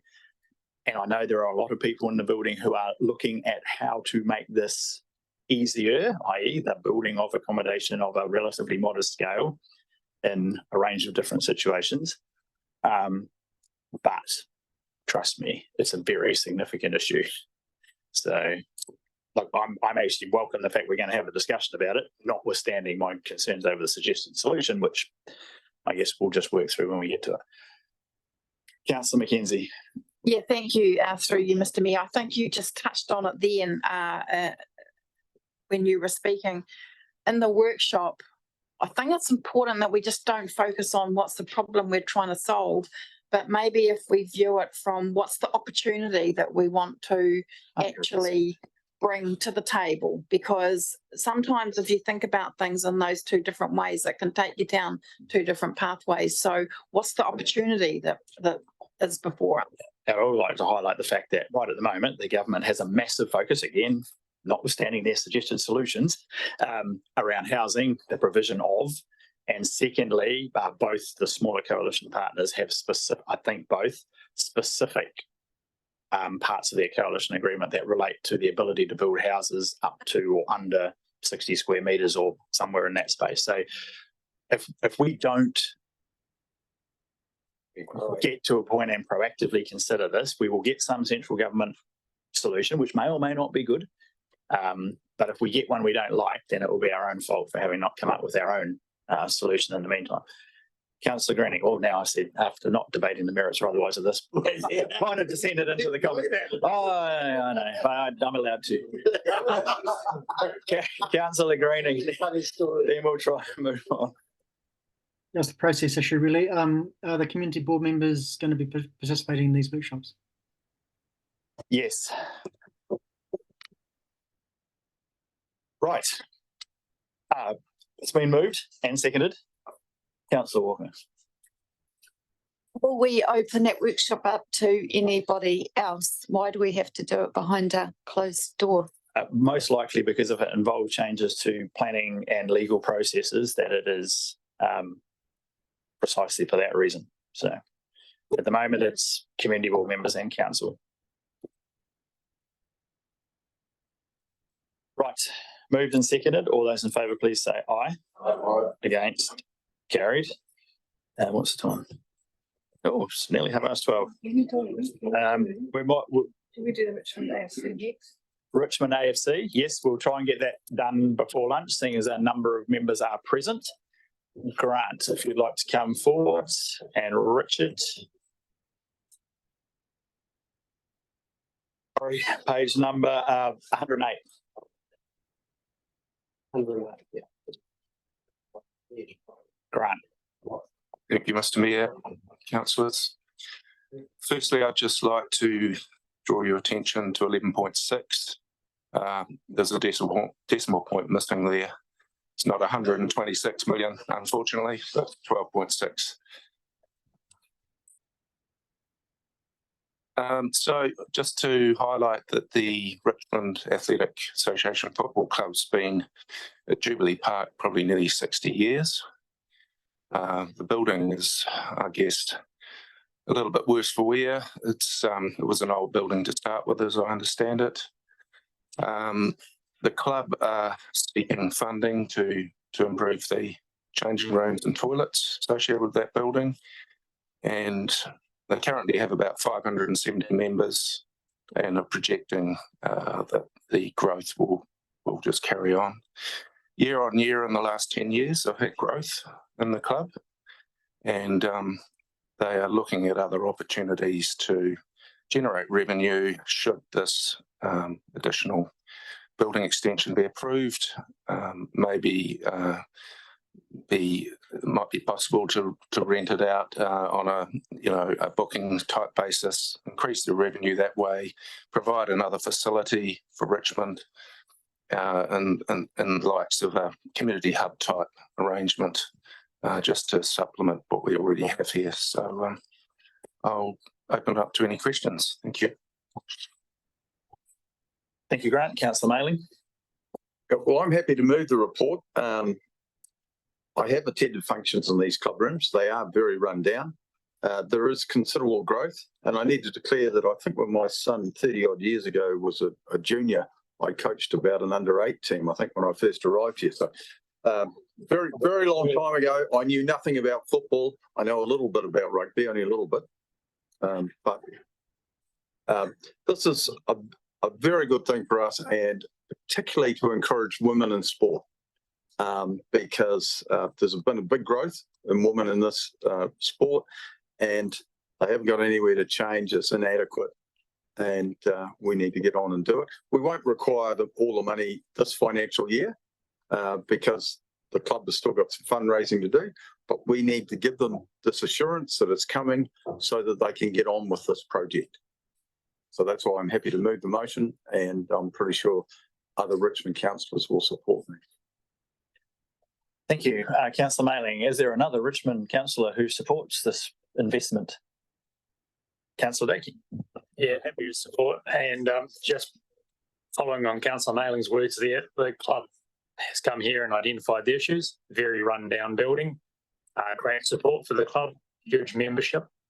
They're proactively going to organise and manage it for us and take a lot of the strain off the council and a lot of the strain off the ratepayer. So fully support the club and going forward with this. Excellent. Thank you, Councillor Dakey. I've got Deputy Mayor Bryant, question, Councillor Butler and Councillor Walker. Thank you, Mr. Mayor. Just on that, we're putting a bit of a financial lens over all of these things. And I think this project's been around for some time. I think it was even looked at when I was Chair of Community Services, as it was in about 2015. So the need's actually grown more since that time, I understand, and that the club's going to put in some money. And I'm supportive of all that, but I do have a question about, will any development contributions or financial contributions be payable by council or the club on a reserve? And has consideration That's an excellent question. Sorry, I probably can't answer that question. Might be someone else in the room who can. So I think, I'm not sure if anyone can immediately answer it, but I've been through this with other clubs and club rooms, and by and large, I don't think we've required reserve financial contributions because it would seem a bit of a weird. You use reserve financial contributions to pay for something, and then so development contributions are a slightly different question, but we also provide, like, is it a separate assessment process for these sort of activities on reserves that doesn't just follow the formula of the standard contribution? Yeah, well, because otherwise that would add quite considerable cost to the project. Potentially, yes. Yeah, if it was the case, but Brian, perhaps I can talk to you offline at some stage. Councillor Walker. And it might well be worth start clarifying for you. Yes, going forward. Councillor Butler and Councillor Walker. Thank you. Through you, Mr. Mayor. Yeah, we heard this morning about the diversity, cultural diversity that is increasing in Richmond and the Tasman area, and I suppose my question is, are you giving thought to being more, if this being an opportunity to be more inclusive in the club and maybe in other ways, that this could be just a kind of catalyst for more inclusion of our increasingly diverse population? Through the chair, I know that the club is accommodating diversity, and I know for a fact that they've catered for disabled groups and tried to promote the sport, with those groups as well. I think, I'm sure the club is probably happy to correspond with you, all of us collectively, and explain the background. I am picking that football has grown significantly, not only because football's a great game and people are playing it, but also a lot of the people who come from other countries, football will have been probably their primary sport, as opposed to some of the more traditional New Zealand sports. And I think, as was touched on earlier, both the growth in the women's game and also catering for other groups, particularly those who have access issues, means that modern changing rooms and club rooms are really important to enable that to be an attractive and accommodating place. So I think it ticks a lot of those boxes. Yeah, so on that basis, I'm happy to support this, because I think that the fact that football is the way that a lot of people from other cultures can integrate into our community. So from that reason, I'll support it. Thank you very much, Councillor Walker. Yeah, thank you, through Mayor. I'm just looking at the item number 6 on the and I get that it says it's permitted, which I'm talking about the ground lease, sorry, the renewal of, and I see that it's permitted under the Reserves Act 1977. How many of those of our lands do we have moved from a 5 to a 33 year? Like, is this a first? Do we do this regularly? What does that mean to us long term with other users of reserves? Right. Through the chair, it's probably something that the property manager can answer sort of better than I can, but we basically look at most clubs and organisations on a case-by-case situation. At the moment, we are looking at a leases and licences policy, as I understand it, coming up probably in the next year or so, which will, I guess, define that a lot more clearly. And I think, again, what we're looking at is where people are investing a significant amount of both their and our money in a facility, having them on a 5-year lease doesn't necessarily support them funding that level of contribution. So this grant says case by case, particularly where new facilities are being invested in or built, then the longer lease terms are starting to come through. Right, it's been moved and seconded. All those in favour, please say aye. Aye. And do we break for lunch? Yeah. Okay, I'm getting nods. We think we should break for lunch. But there is no lunch provided. So you can all break for lunch. Bugger off down there. But be back here. We'll aim for a relatively short. I'll aim for 1 o'clock, notwithstanding a bit of wiggle room. But if we aim for 1 o'clock, staff are good. I will come across to who is leading this conversation. Marie, lucky you. I'll come across to Marie. So this is page 119 and coastal erosion protection structures on council reserve land. Marie. Thank you, Mr. Mayor. Could we have the PowerPoint up, please?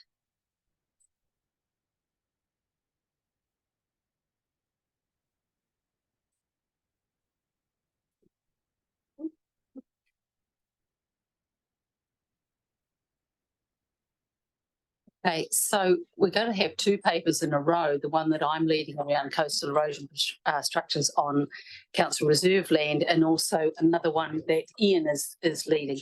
So we thought we'd just put this little very brief PowerPoint together as a starter. So we might want to jump to the next page. So I don't have anything. No, I do have something, right.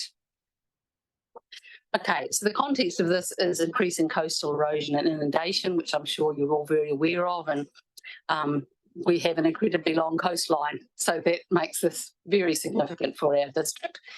Public expectation to protect private assets. We have people applying to council to want to build things to protect their private assets. Council's had an interim policy, and I might let Ian just speak briefly about that because that's his bit.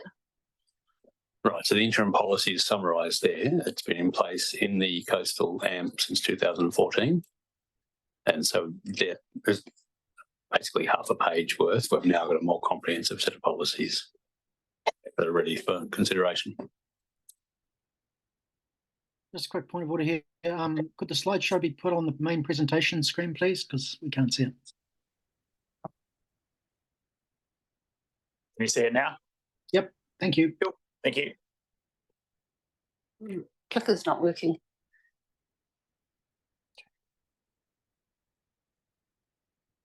Okay, so we've got a set of related policies, and Ian's been working on the interim policy for the 2014. It's been formalised, overarching position with more detailed policy process documents for reserves and roads. So the one that I'm going to speak to in a moment is the coastal erosion protection structure on council reserve land. And so it facilitates compliance with the Reserves Act, and also we've got various management plans for a number of those reserves. And that policy has been sitting in draft for some years. And so now we're wanting to move it forward, and I'll talk a little bit. The report talks about that, and I can talk to that a little bit more shortly. And then Ian, the roading policy document. Right, so through internal communication that we realised that staff are working on concurrent work programs, so we've pulled it all together today, so that you have the full set of policies all in one place. The road policy will eventually sit in the policies and procedures manual. At this stage, we're looking at basically the detail associated with how people would apply to use a council road.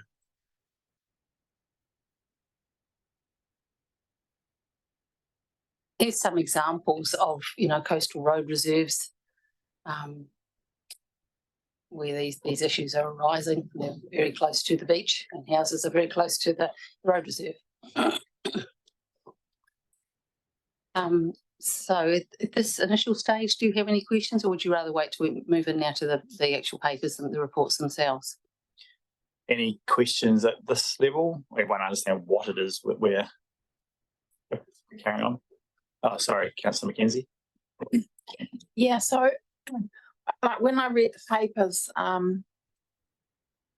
suppose my recollection of what happened is there was a particular circumstance that needed a decision made, and we didn't have a policy to help guide us, so we developed a draft policy so we could make a decision. But in the meantime, the policy's just sat as draft in the background. Is that? That would be right. I think in relation to the coastal erosion protection structure. Oh, I'm on the wrong one. No, that's first of them. Yeah. So its development was before my time, but I understand that it would have been developed in the context of some of the initial applications from Pakawa. And then we got to a draft policy, and I became involved last year in the commercial side, or the sort of land agreement side of that, and realised it was still sitting in draft.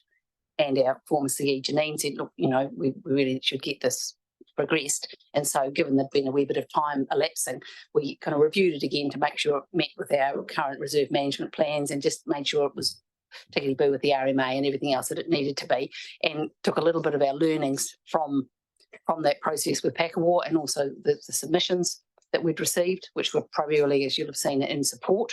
But one key submission suggested a bond, and we've added that in because that was something that arose when we looked at the Packawar situation last time too, because the reality is it's fine for people to give an indemnity to council for any cost, but if they've got nothing to back it with, leaves council exposed. So the fact that came through a submission was as well, we put that in.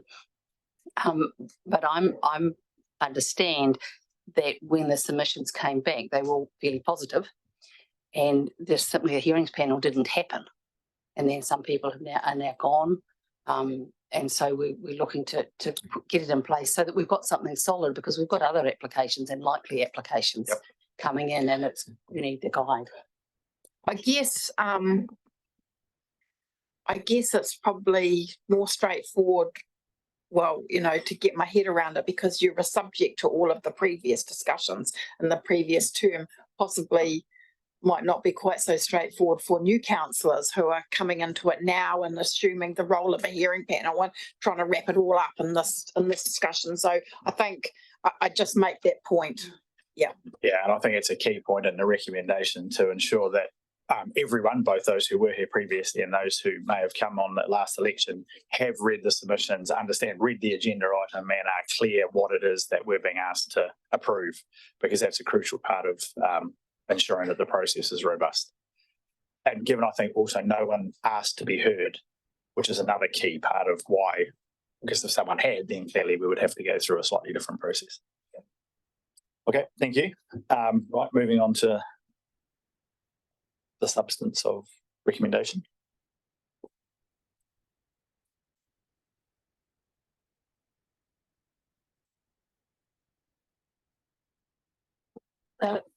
Through the chair, so maybe we can move straight to the recommendations and just talk you through those as we've had a bit of discussion on this. But do you want to display them?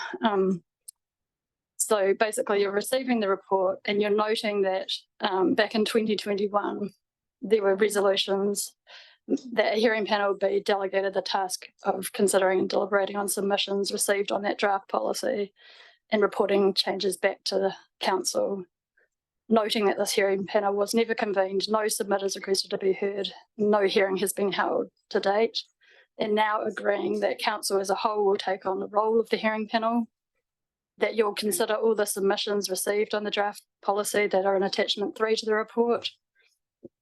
You can note the summary of all the submissions received and there's our staff response and how we've edited the policy in response, and that you need to deliberate on those submissions received and the amended wording we've put forward, and either agree to adopt it as presented in attachment 1, or you may, upon considering the submissions, ask for further policy wording changes and then instruct staff to publish the final policy on the website when it will take effect. So if you want to ask us any questions about that process first, maybe. Okay. So again, people clear what it is that is being asked and the background to it and the content of the submissions that are contained in the agenda. Yep. Okay, thanks. So in a question, and then am I looking for a mover and seconder at this point, or is there? Yep. Yeah, so at what point, given this is a draft policy, at what point are we discussing the content of the policy now? So you can move and second or ask questions or discuss the content. Okay, good. That is where we're at. Yeah. So the policy on coastal protection on reserve land doesn't, unless I've missed it, doesn't seem to recognise the fact that more often than not, the reserve is actually disappearing. And in fact, somebody may be wanting to put protection on a reserve which is actually sort of half gone. But I didn't pick up that is that factor's actually included in the policy, because what is the situation when we're basically recreating, when the people who are building the wall are actually recreating the reserve from when it's been already washed away, which is the case at Pekawar, was that they were effectively rebuilding the Esplanade Reserve, which had been washed away largely. Yes, my understanding is that some of the land was being washed away and they were fearful that their homes would be washed away. And so creating a barrier there. The comment you make is a very relevant one, because that's the nature of coastal inundation, isn't it? That it's eroding away these reserve areas. And so all of that specific context for each specific reserve will be part of the analysis that would need to be undertaken. And so the policy provides for very detailed analysis of all the context, and the context includes very much what's actually happening. And, just as an example of that, I was talking to the parks team the other day, and they said, "Oh, actually, since we signed up with the first Pekawar wall, there's actually been a whole lot of changes in what's happening with the sand in that short time." And the same with Aotearoa. I think there's things changing here. The coast is changing all the time, so that becomes part of the assessment that has to be undertaken. It's just that it does. I don't see it in the actual policy. That's what I'm raising. Right. Have I missed it? That there is something in there about where the part of the reserve has gone, or the whole of the reserve. If the whole of the reserve's gone, then yes, they're building on private property. But if part of the reserve now is I understand. gone, Yeah. Now I understand your part of it's question. gone, Yeah. then they're actually restoring. They're in part of the process of what they're doing. Effect of it is that they're restoring the reserve. Now I'm not an expert on what's happening on the coast, but the reserve, if it's there, is a council reserve, and council administers it, so it's not private property anyway. No, yeah. So I think the situation is, if the reserve is gone, if there is no land, then it's private property. No. Oh, If it's private property, it's private property. If it's ex-reserve land and the reserve is no longer there, then it depends whether it's above or below mean high water springs. If it is below mean high water springs, we can't, as a matter of law, provide permission to build below mean high water springs. Yeah.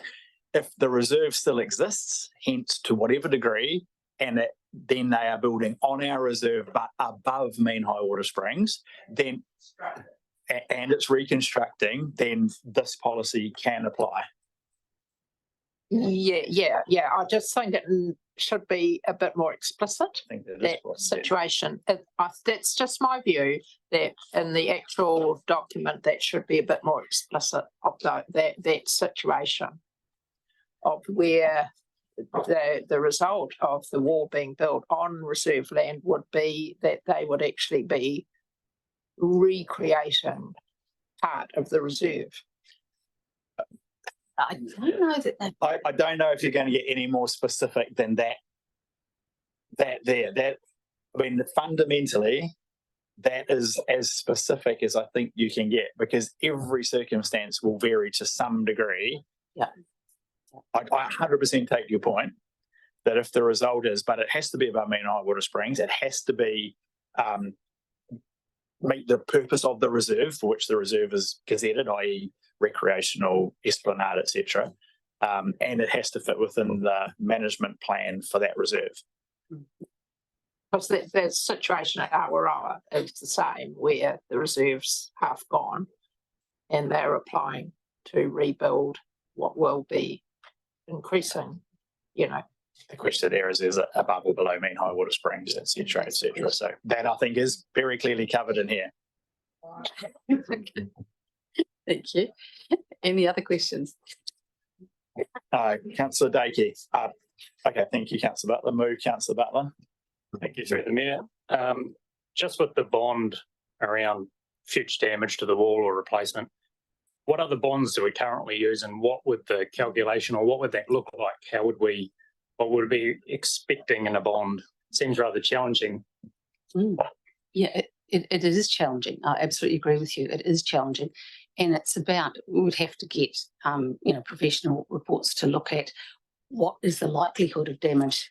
I'll say end wall effects. That's a big one, because you build your wall in front of your house and then someone else's multi-million-dollar mansion just down the road is affected by those end wall effects and is eroded because you built this. So it's, it helps to ensure that people are making sensible decisions, because the real cost has to be dealt with in this process. Because if the council doesn't require anything to back up the indemnity, then really it's kind of worthless, because if the big mansion down the road is bold and the owners who built the wall have no money to pay to rebuild or to fix compensate the loser of their mansion, then it's inevitably going to fall on ratepayers, because people simply want someone to pay and think the council's got money. So it's a part of the process. So I have along the same lines. The bond, I think, and I'm working from recollection, but when we were going through the Packer War example, I think the bond was a thing that would have made it impossible. That's my recollection. If they'd been expected to come up with a bond, effectively you've got to go to your bank. Yeah. Effectively, you are never going. So again, working from recollection, it was like having a policy which is just unable to be complied with, if that is an expectation. So I guess my question is, in the case, so we do require the indemnity, and then frankly, how the indemnity is derived between property owners or the council, I'm still not clear that we're in the gun legally. Morally, different question, but as much as debating the moral responsibilities of council is great and fun, the most important thing is, are we legally liable? So if we follow a process, it gets consent, so therefore the end effects, adverse effects should be considered through the consenting process. It gets consent, probably through an independent hearing panel, so not council. They then implement the consent and meet the conditions as required, and then there is a potential adverse effect in the future. What is the legal liability of council?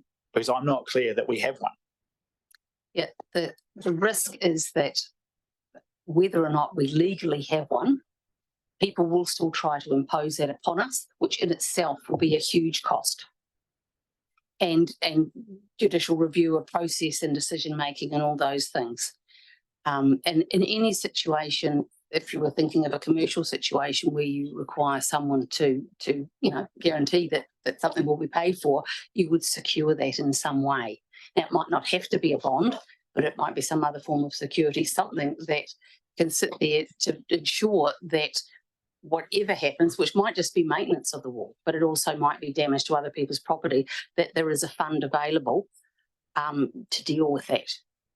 And that's the challenge, because at the moment, without that, there's really no certainty that there'll be any money to pay for anything. Yeah, I guess my view is that we're in a position of last man standing in everything, because we're the only thing that the government and us kind of exist in perpetuity, whether we're the same entity or not, but our responsibilities and liabilities continue in perpetuity. In this whole space of coastal erosion, climate change, future impacts, whether it's rivers, coastlines, whatever, there is always the potential for somebody to come back at us for something that was done a year ago, a decade ago, 20 years ago. So I think we are going to have to get used to living in that space, and requiring bonds for every potential liability that we may have imposed on us in the future is an interesting conversation to have. So I'm just concerned that if we put it in there effectively, it'll make the policy null and void, because it'll be impossible to achieve, and therefore we have given with one hand and then taketh away with the other and made it impossible to comply with. But I guess we'll see what the council's collective view is. Councillor Hill and then Councillor Greening. Thank you, Chair. What do we call the arrangement or the agreement or something that was signed by the Pakawai residents for that most recent building of the rock wall in front of their places. There was a particular arrangement come to. There's a license to occupy, which allows them to put the rock wall or the wall on the reserve. And a part of that is a covenant that is registered against their properties, which goes on their title, so that the obligation that they have to maintain that wall and to provide that indemnity is recorded on their title, so that if someone in the future bought their property, they would know they were buying it with that obligation. So my understanding is if this policy is adopted, that would no longer be the situation. Well, it would be the situation, but as well as those two agreements, so a covenant and an indemnity, there would be a requirement for a bond. And I think, again, my recollection was that's where we arrived at in the Pakawai conversation, that if that was the requirement, in effect, it would be unable to be complied with. So, Councillor Greening.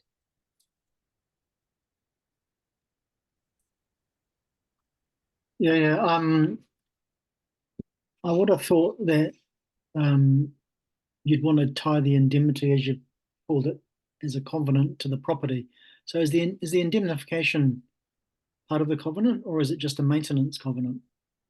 No, the indemnity is part of there too.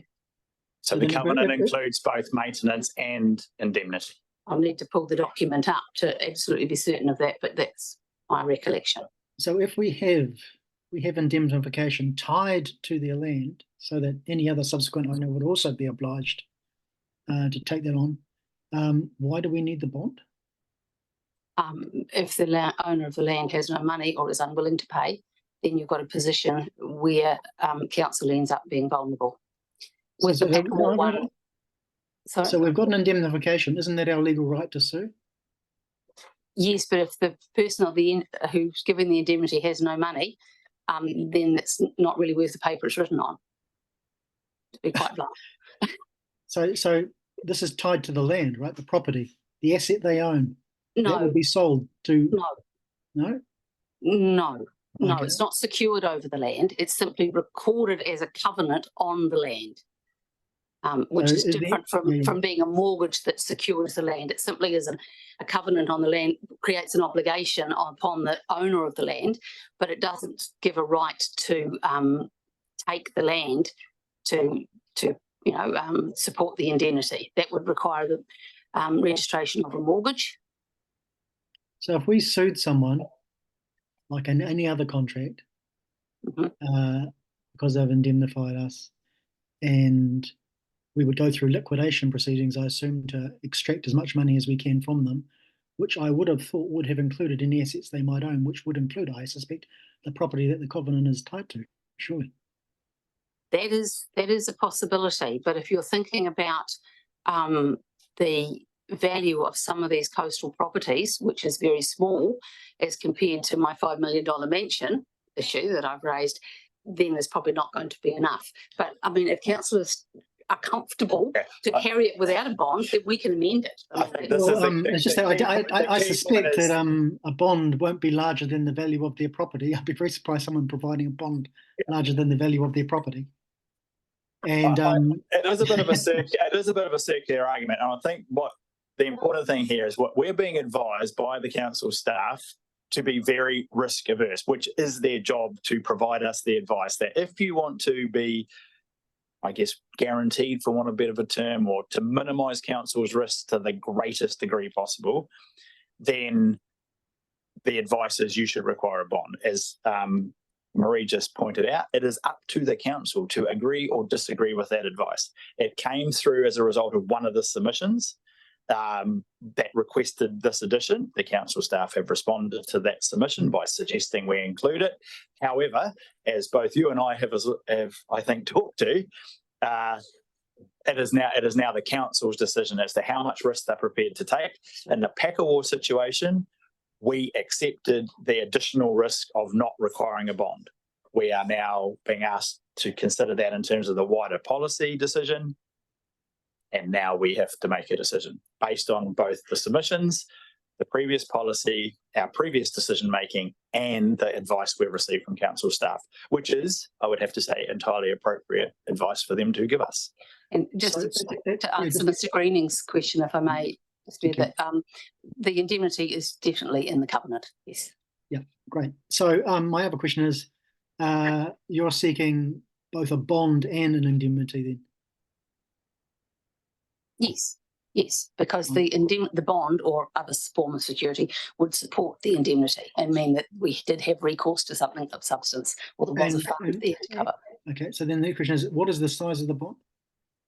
That will depend on the situation and the likelihood of end-all effects in a particular context and all those sorts of things. Right. So then we go off and explore costs, and it's going to be more expensive to probably assess the value of the bond than it will be to provide the. I mean, the indemnity at the end of the day is their land, and that's probably as much as they can provide. And if they have more cash assets, we'll go after those as well, if we're liquidating them. So I would have thought the indemnity would be sufficient, because I don't think they can provide anything more. The bond effectively is just a token, and if we're going to spend a lot of money trying to assess what the bond should be, then we're probably if we think the risk is really high, if we think the risk is already high.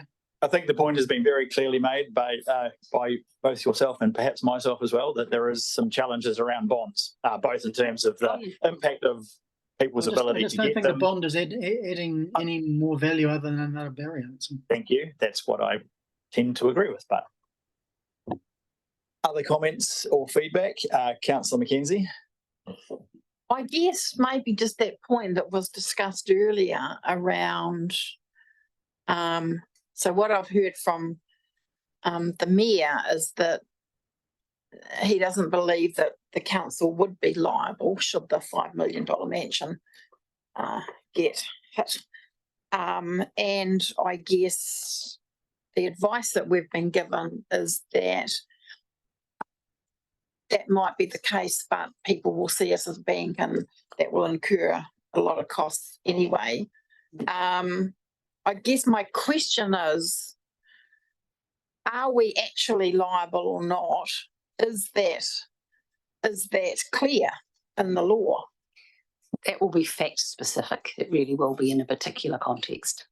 You know, it really will be. I can't say yay or nay in any particular context because it will be fact specific in the context. But it's damages requires causation. Yeah, I don't want to get into a legal debate because no lawyer will give you a certain answer, because lawyers tend to never give you certainty because things are inherently uncertain, and the advice is that no one can tell you whether we will or won't be. My personal view is I think it's a long bow to draw, given an indemnity and a covenant and all the conversation and discussion and process which is set out in the policy to go through. I think we are, by having a policy and requiring those things, we are significantly limiting the liability. But I think, as we're all aware, you're never going to eliminate the risk that the council will firstly be taken to court, and secondly, as all of us probably know, once you're in front of a judge, the outcome is entirely uncertain. That's just the process of legal processes. You might think you're going in with a really strong case and not be successful, and this council certainly has a history, particularly in coastal protection works, the most notable being the Kina Jackets Island, where we thought, for a range of reasons, that we're on reasonably solid ground, and it cost millions of dollars to put that right. So at the end of the day, the advice we've received is be very, very careful, be very risk averse, and now we have to determine whether to follow that advice or make a decision that is contrary to it, both of which we're entitled to do. Councillor McKenzie and Councillor Ellis. Thank you. So are we covered for insurance? Well, that's an interesting one. One of the things that we explored with Packawa, because we were aware that a bond wasn't possible for those people, was to see, and we tried to help them to organise this, to see if it was possible to get an insurance to cover their breach of contract. In some contexts, you can get an insurance that covers you for a breach of a specific contract, and insurers wouldn't touch it in this context at all. The best they could get was they took out some public liability insurance, which protects them against them being sued, but it doesn't really flow through to us. It just gives a bit better chance that they might actually have some money to pay if someone sues them, and so maybe they won't sue us because they get the money out of the landowner. But no, we did investigate that on their behalf through our brokers, and they looked and they couldn't get anything. Thank you, Councillor Ellis. The thing that concerns me about this policy is the inequity issues. So it's going to be a case of, if you have money, you can protect your home. And if you don't have money, and you know, I'm sure there are plenty of coastal areas where people are sitting on land that they've been on for a very, very long time. And now I've forgotten what my question was. So have we put into any thought into how we can deal with those inequity issues?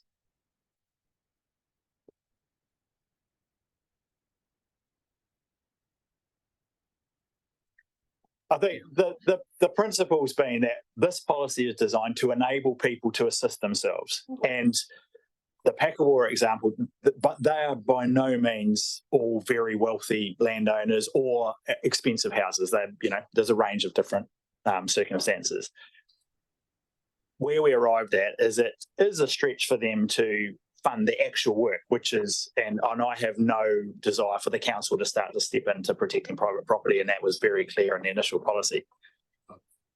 But it becomes, and the reason it was very difficult is precisely because they need everything they own and can raise through finance to do the actual physical works. And in that case, the advantage to the bank, who often may have a mortgage against, is that the property, which they ultimately need as an asset as well, is protected, and so hence the financing. And the concern which has been raised by a number of speakers is that if you add on top of that the bond requirement, it will become difficult for anybody. It will become increasingly difficult for anyone who doesn't have other sources of wealth to support that. So I think we did consider it quite carefully, and the reason that in Pakawar's case we decided on the indemnity and the covenant was to enable people to utilise what money they did have and or could raise for the physical protection of their property.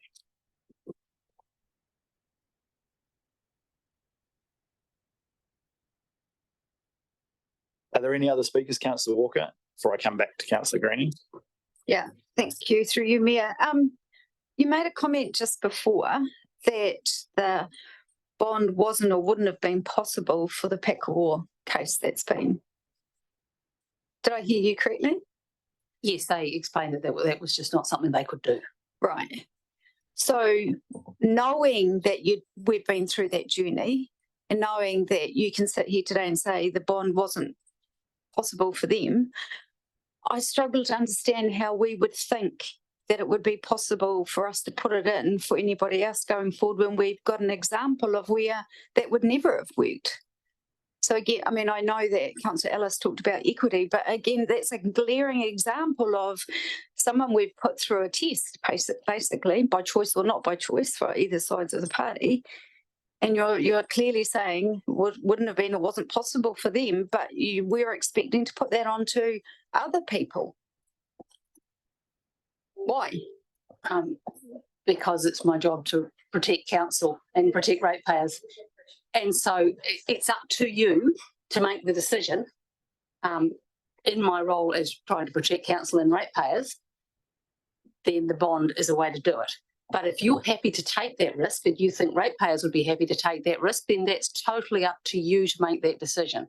But the Pakawara example was very clear to us that if something goes wrong there probably isn't any money to pay for anything.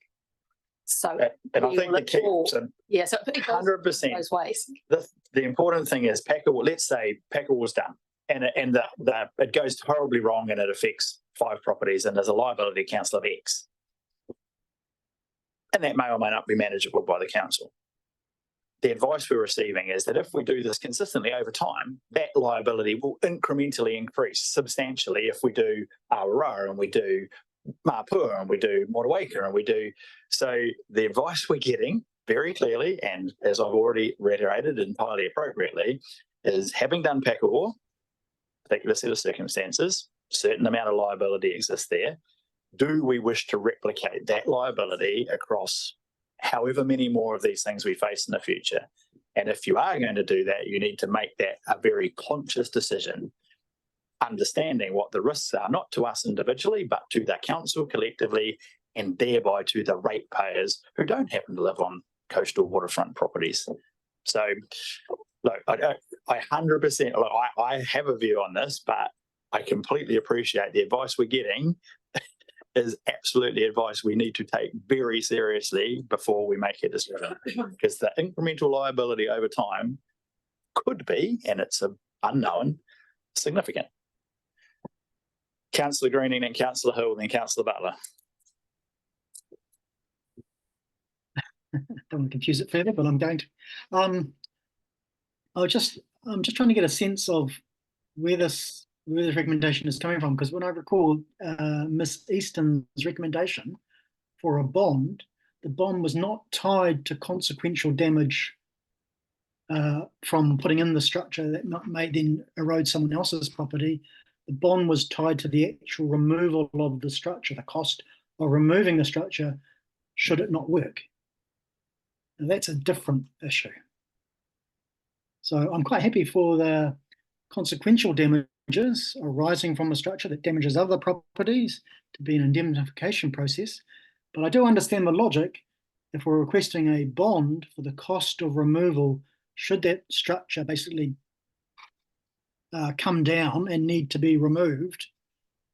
So the removal costs of the structure, which would not be the same as the cost of the structure itself, but the removal of the costs, I can understand a bond there, which I think is what Ms. Easton had recommended.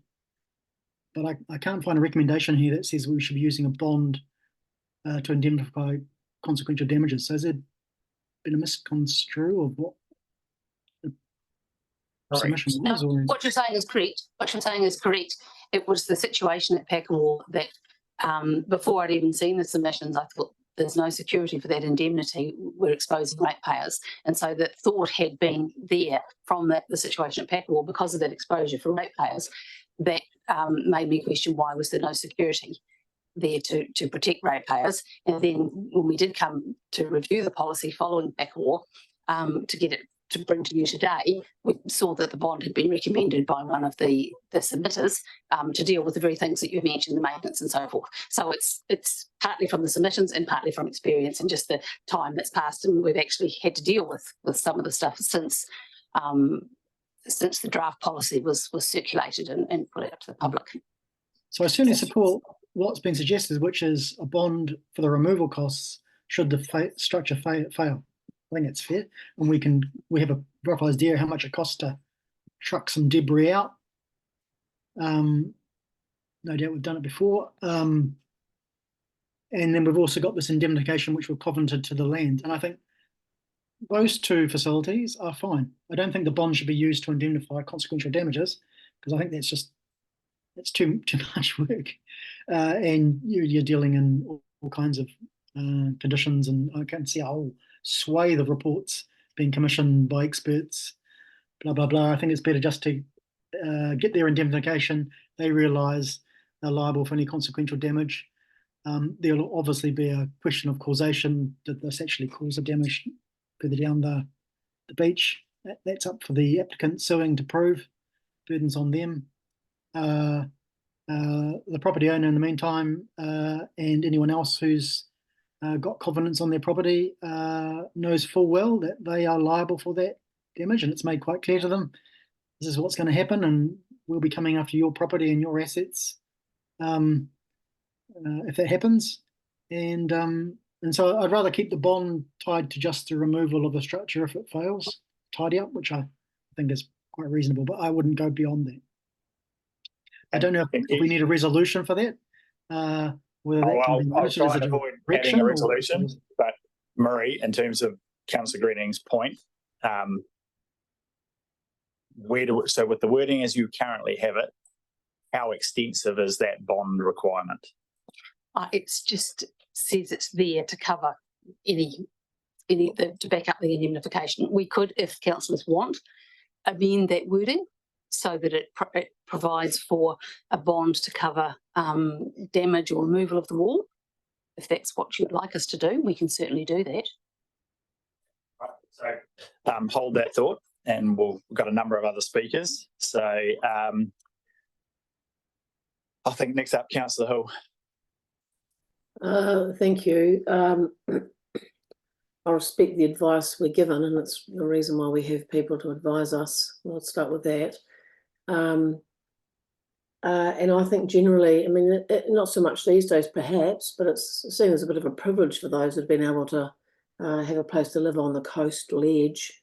The risk of doing that, of course, has increased significantly, I think. Although our batch from the 50s is the land it was on is long gone, well before any talk of climate change. But I think that other ratepayers, I don't think generally, are going to want to be on the hook for damage that is caused to other properties from a structure that somebody's put in terms of end effect. There are other ways that those structures can cause damage. So I'm inclined to support the approach that gives most protection to other ratepayers in terms of what they would have to be covering for those landowners. Okay, thank you very much, Councillor Hill. Councillor Butler, then Councillor McKenzie. Yeah, look, the resource consent process is very expensive and very exhaustive. And I'm just confused as to why we would expect people who've been through the resource consent process and have been given a resource consent to then pay a bond in case the resource consent process actually was not robust enough and that the wall actually washed away or was damaged. I'm not sure what people are thinking would happen. So it just seems to me that to say that they have to pay a bond in case the wall washes away after it's been through the resource consent process is a bit contradictory. So I don't support having that type of indemnity in there. So just for clarity, you did move the resolution, did you not? Yes, I did. But I'm just checking. It's all fine. You're entitled to change your mind. No, I'm not changing my mind. I just thought we were going to try and get these things sorted out without altering this. All right, that's all good. Just clarifying. Anna. So I think the recommendation and the policy is that people apply for this landowner approval for council before they apply for their resource consent. So if it was declined, they wouldn't go through the expensive resource consent process. So that's included in this policy. Yeah. Yeah, so McKenzie. So do we have any other instances where we ask for bonds? Do we have a policy with respect to bonds? I mean, generally speaking, people wouldn't actually pay money. They actually would go and make an arrangement with their bank, would they not, for a bank bond? So you know, it's not actually a handing over of cash if it's a significant amount of money. But do we have any other instances? I mean, it becomes a bit of an admin thing, really, to even manage bonds. I'm sure we do have other instances around bonds in terms of engineering and development and things that someone can probably answer. Dwayne, I'm looking at you. Sorry, I was getting some fine quality dam water there. Sorry. We do, but they tend to have shorter lives. So, and at least the ones I'm familiar with in terms of the consenting process, for example, we have it's called a maintenance bond. It's actually a defects bond when people undertake works in new subdivisions, and sometimes we bond for work yet to be completed and things like that. So that is. And there is a bit of admin overhead associated with that, but they tend to have a life of 2 to 5 years, not kind of in perpetuity. And I'm sorry, I can't talk to any other kind of longer term bond arrangements. Jamie's here. He may be able to talk about the license to occupy on road reserve and things like that. For example, people have got infrastructure running through our roads and believe there may be some indemnity required in some way, shape or form there. I'm not sure Jamie heard me. I just wonder, so get that short term, but here we're talking about potentially long term. So I just, to proceed around the idea of a bond, I'm struggling to think that I can get into a position to land that right here and now. And I know you don't want to do this, but maybe we're just rushing. I mean, I am coming to that conclusion myself, possibly. So there may look. It does appear as though outside of the bond conversation, that generally people are happy with the policy, the steps, the statutory exclusions. It is all about the bond, and it may be that we just need to have a further conversation about the practicalities, how it works. Is it restricted to just the removal in the event, or is it indemnifying future risk to other property? Maybe that is where we land in the interest of both time and getting the right outcome as opposed to the quickest one. Councillor Hill. Thank you, Chair. Councillor Butler's ideas around the resource consent having some sort of foolproofity about them. What's advice around that? I don't imagine that because someone's got a resource consent that would, you know, that's foolproof, that nothing's going to happen. That's going to, yeah. I think you know what I mean. I think the Mayor not shaking his head, so perhaps you understood my very poorly articulated question. No, I completely understand the question. Does anyone want to provide an answer as to whether the foolproofity, to coin a term, of resource consents? I suspect we had a consent for the groin at Motueka, and it was less than foolproofity. Correct. I mean, possibly a lawyer is best to answer this, but there's nuisance which doesn't require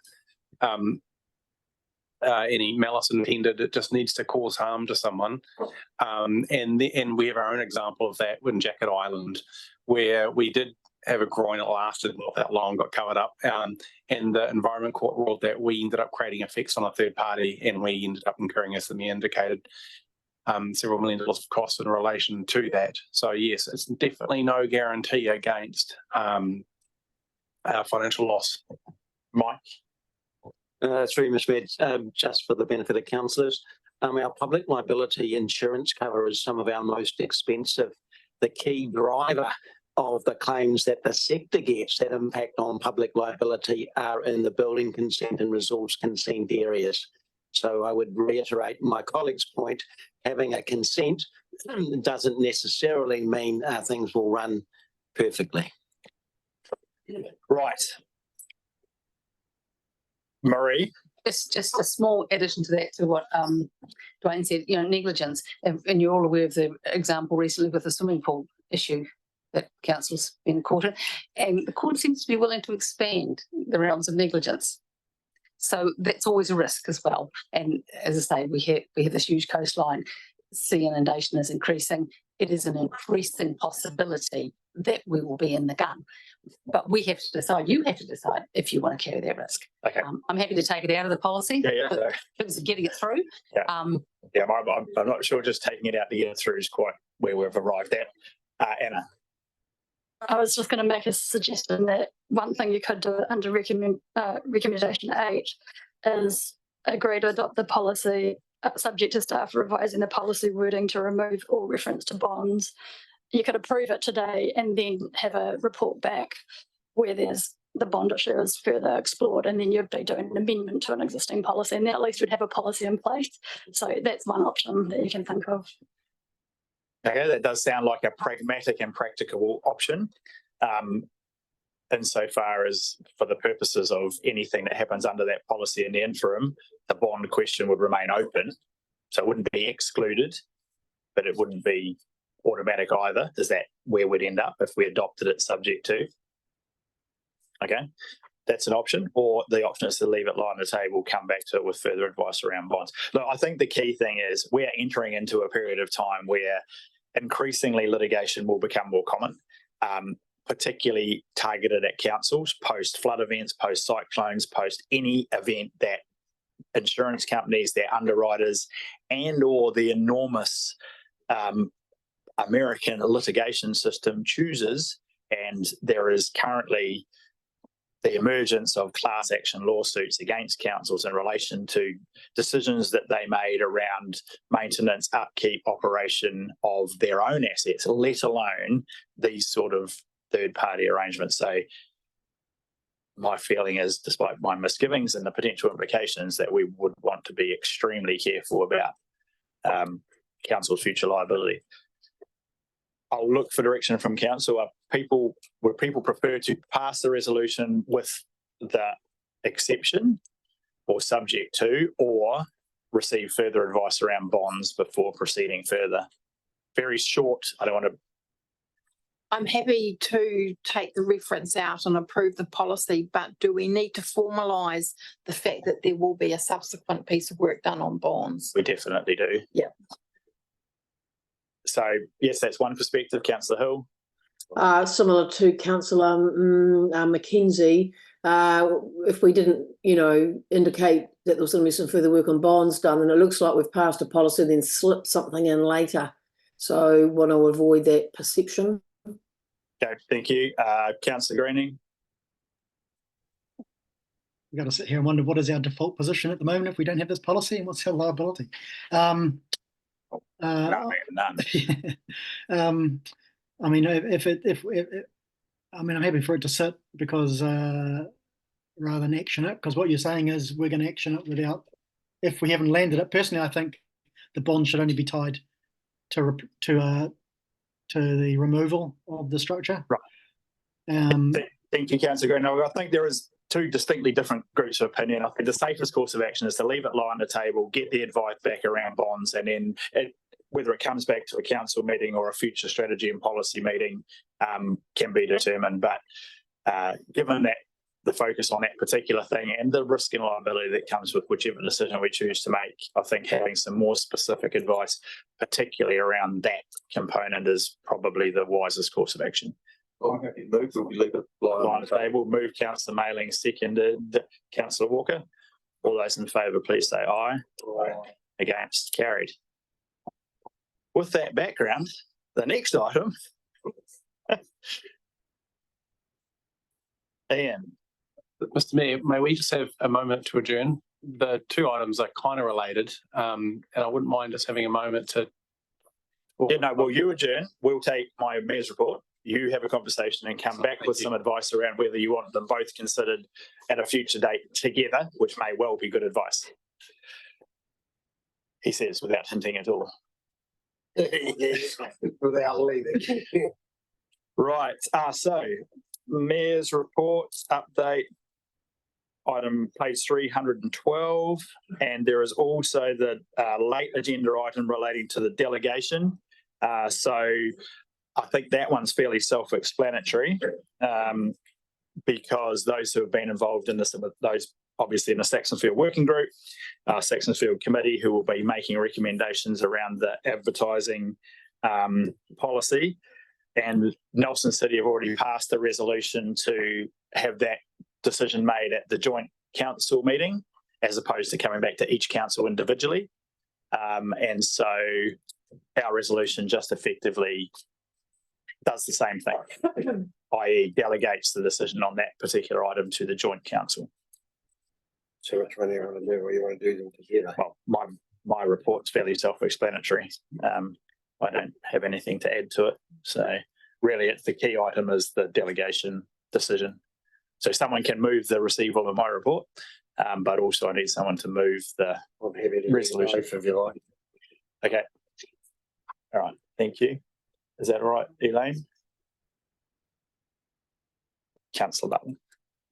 Yeah, I won't be voting in support of the moving this to the joint committee because I don't think that the joint committee is necessarily representative of both councils, given that it's difficult to do Zoom at the joint committee. It has not, if we try and do Zooming to the joint committee in Nelson, it's not, doesn't work very well. And so the participation of the Golden Bay councillors is very limited. So for that reason, I'll be not supporting it.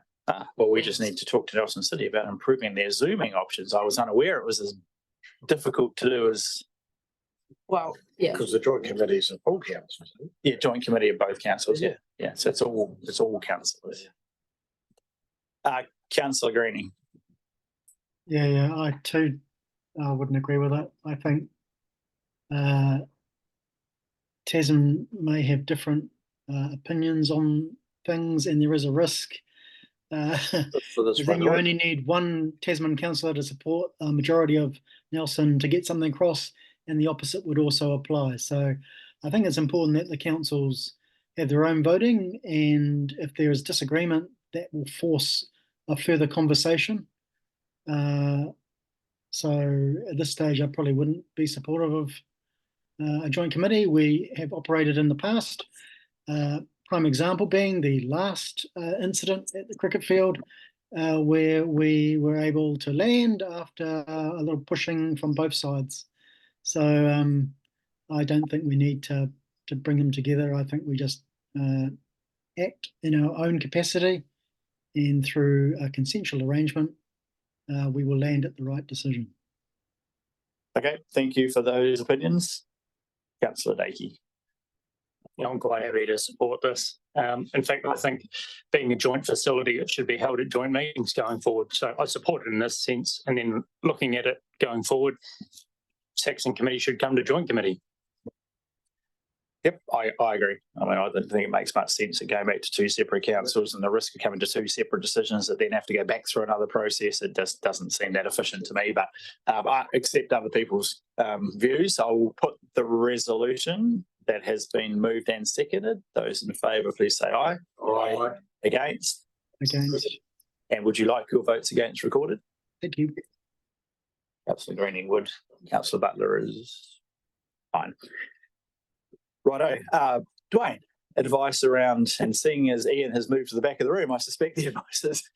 Yeah, kia ora, Mr. Mayor and councillors. So, look, there are issues that are common to the matter you've just discussed, which relate to reserve land, that actually relate equally well to the issue, to the same kind of works on road reserve. And I guess it would seem it would seem wise to take the same action you've just taken on that policy with the proposed roading policy that we had in front of you today. So what we're suggesting is that you let that report lay on the table. Both of those matters will be workshopped with you, and then revised policies brought back reflecting your wishes. The other thing I should just point out is that while the report on the road works and works and road policy proposed that you approved today, actually when I reviewed that report, I did not think that was appropriate. You ought to go through a process of consultation, and we were going to recommend that. So I'm just recommending right now you let both of those reports on the table, and skip on to the next one. Okay, thank you, Dwayne. Councillor Greening. So I'm just wondering, this whole process was supposed to go through a hearing process where you would have these discussions and get further information. So is this still considered part of the hearing process, or is this not a hearing process? Hearing process or workshop? So, Dwayne. Through the chair. So what we're going to be doing is effectively moving into deliberations for the last process we ran and through reserves, but that will actually shed light on the issue and the policy that you want to develop for roads, coastal works and road reserves. So for clarity, the coastal protection on council reserves was subject to a hearing, but nobody requested to be heard. So as Dwayne has pointed out, we're effectively deliberating as the whole council based on the submissions, and it was from the submissions that the suggestion around the bond came up. So that will proceed through as we've just discussed. This other item was never subject previously to a hearing, but Dwayne's suggestion is likely to require some form of public consultation. That will be determined as we go forward. Okay. All right, so someone moved that item also lie on the table. Councillor McKenzie, seconded Councillor Maru. Those in favour, please say aye. Aye. Against, carried. Right, yeah, where are we? Draft policy for consultation on dangerous dams, earthquake-prone dams and flood-prone dams. Yeah, we can do. No, we need more staff back again. Financial year in forecast. Page 98. Leonie, Mike, and Paul, who is at the back. Hello, Paul.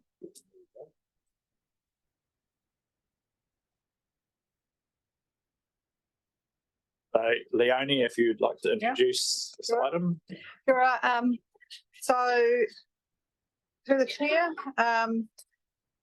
I would take it as read, but I do want to talk a little bit about the report.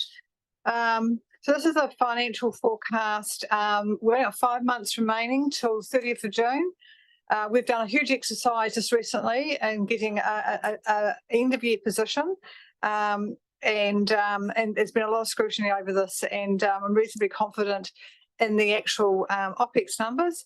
The capital is, because of the capital program, not quite that confident that we've got that right, but we will be bringing another report back to you in May, which will be a third quarter report, which will be definitely, we'll be understanding at that point what our carry forwards are. In terms of the report itself, we've got obviously some real big financial challenges. Obviously the sector has got similar challenges, so we're not alone in that. This is a sort of a combination of probably 2 LTPs where we've had some quite robust financial strategies, I would say, maybe slightly higher risk. So where we're at today is not necessarily unexpected. We have been planning for it, and we do have ways of managing this. I'm really keen for elected members to be across this and to help us in terms of unbudgeted. Lost sound with Leonie there. Sorry? Got my microphone on. Test. You can hear me now? Oh, I can. Yes, thank you. Okay. Now I've lost my position. You have to bring it a little. I might have to bring it closer. I thought I was talking quite loud. Yes, elected members. Yes, around. So just for example, if you go to page 9, section 8.6, you'll see there's near 16 million of unbudgeted expenditure, which does put pressure on our capital program. I will be expecting us going forward to put some more provision in for strategic land purchases and actually having provision in the LTP for that in the annual plans each year, rather than sort of just sort of being a bit more ad hoc with that. So there'll be a bit more discipline around that. I'm going to hand over to Paul and Mike to talk in a lot more detail, but you might say what we're going to be doing about trying to make sure that we land well at the end of the year. A lot more focus across the organisation in terms of financial acumen, more training for people to manage their budgets and do forecasting. Forecasting isn't easy, and it's a skill, and I think we need to be a bit better at that. And also improving reporting to the elected members, making sure that there's really robust commentary around the financial impacts of decisions, so that you've got a real clear picture of the impacts. At the moment, I think that's been a bit light, in my view, and that's no reflection of anyone. It's just that we're just maturing in that space. And also lots more oversight at the leadership level around moving budgets between activities. So, and within activities, you can understand that, but across activities. So once again, you'll see much more detailed reporting coming through to elected members, and also I'll be expecting that to come through to our executive team so that we're fully across that. I just want to make sure that you are clear that this is going to be a bit of a challenge for us next few months. I'm sure we'll get there. It's just kind of a bit of a heads up. May will give us a better condition. Sorry. No, it won't give us a better condition. May will give us a better indication of where we're going to land at the end of the year. That's it. Thank you. Sorry about that. But I'm going to now hand over to Paul and Mike to answer any of your questions of the more the detail in the report. And I'm happy to support anything where I can. So, Mike. Sorry, Mr. Mayor. Yes, this report does raise some concerns. As was noted in the December half-yearly financials, Council is not in a financial position we would prefer it to be in. It's not a basket case. We just need to turn our mind to how we manage things moving forward. There'll be a level of constraint, in my view, required by staff, but also a level of support and constraint around the council table itself. In the past, we have been able to accommodate additional unbudgeted expenditure because we have had more wiggle room within our budgets, or we haven't delivered as much of our capital program as what we anticipated. We don't have the benefit of that And over recent years, in order to moderate things like rates increases, we have run down some of our reserves and we've used some of our activities balances. So we don't have all of the levers we traditionally have had to pull when we get into tighter financial situations. Having said that, we believe we can manage within the fiscal envelope through to the end of the year with care, thought and careful management. And we need your help to do that. The organisation is aware of the situation. I think also we are embarking on additional work to bring some of our managers up to speed in terms of business and financial acumen, so they are more aware and can work more easily with the financial reporting we have. Quite happy to take questions in a moment. Paul will lead you through key points within the report. And as the CEO said, we'll be back with the March results, so that 3/4 of the way through the year, we're due to come back to the next council meeting. I'm not expecting those to show a different picture than what we are seeing today, or a different picture from what was presented in December. We will be doing some work to ensure we are closer to where we budgeted to be at the end of this financial year.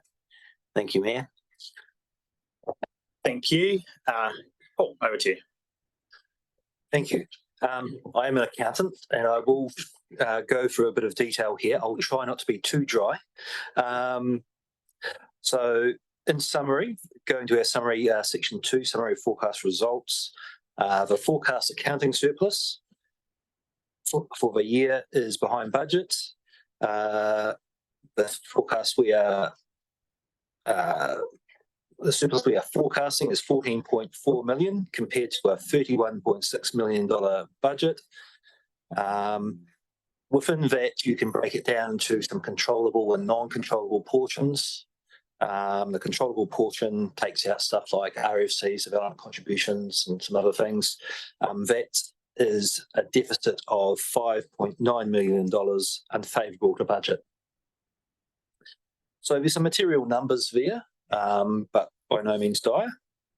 The forecast net debt position is just over the debt cap limit we have within our Treasury policy, so 250.5 million compared to 250 million as per our policy. The important thing to note is that the council is still well within its LGFA debt compliance requirements. Forecast capital expenditure is at a high for recent years at $95.7 million. Of note is that the capital expenditure forecast to be carried forward to future years is 9.4 million. And the additional capital expenditure approved during the year to date is 15.9. So that's the summary numbers. I will move on to the body of the report if that's okay. Yep. Right. I'll move on to section 5, the statement of around financial performance, typically known as a statement of profit and loss. Right, as indicated, there is a forecast accounting surplus of $17.3 million. We run that surplus, as I'm sure you've seen if you've been around the table for a while, to fund capital expenditure and debt repayments. So yes, we make an accounting surplus, but it is spoken for to deal with capital items. Notable items that have impacted this surplus have been lower fees and charges, lower capital subsidies, and higher maintenance costs, particularly in roading and water supply, where there has been a lot of reactive maintenance due to legacy effects coming from weather events and aging pipes. As said before, that controllable element is $5.9 million off budget. So If anyone has any questions, please let me know. Thank you, Paul. Right, open for questions. I have a number of speakers. So I have Councillor Mailing, Deputy Mayor Bryant and Councillor Murray.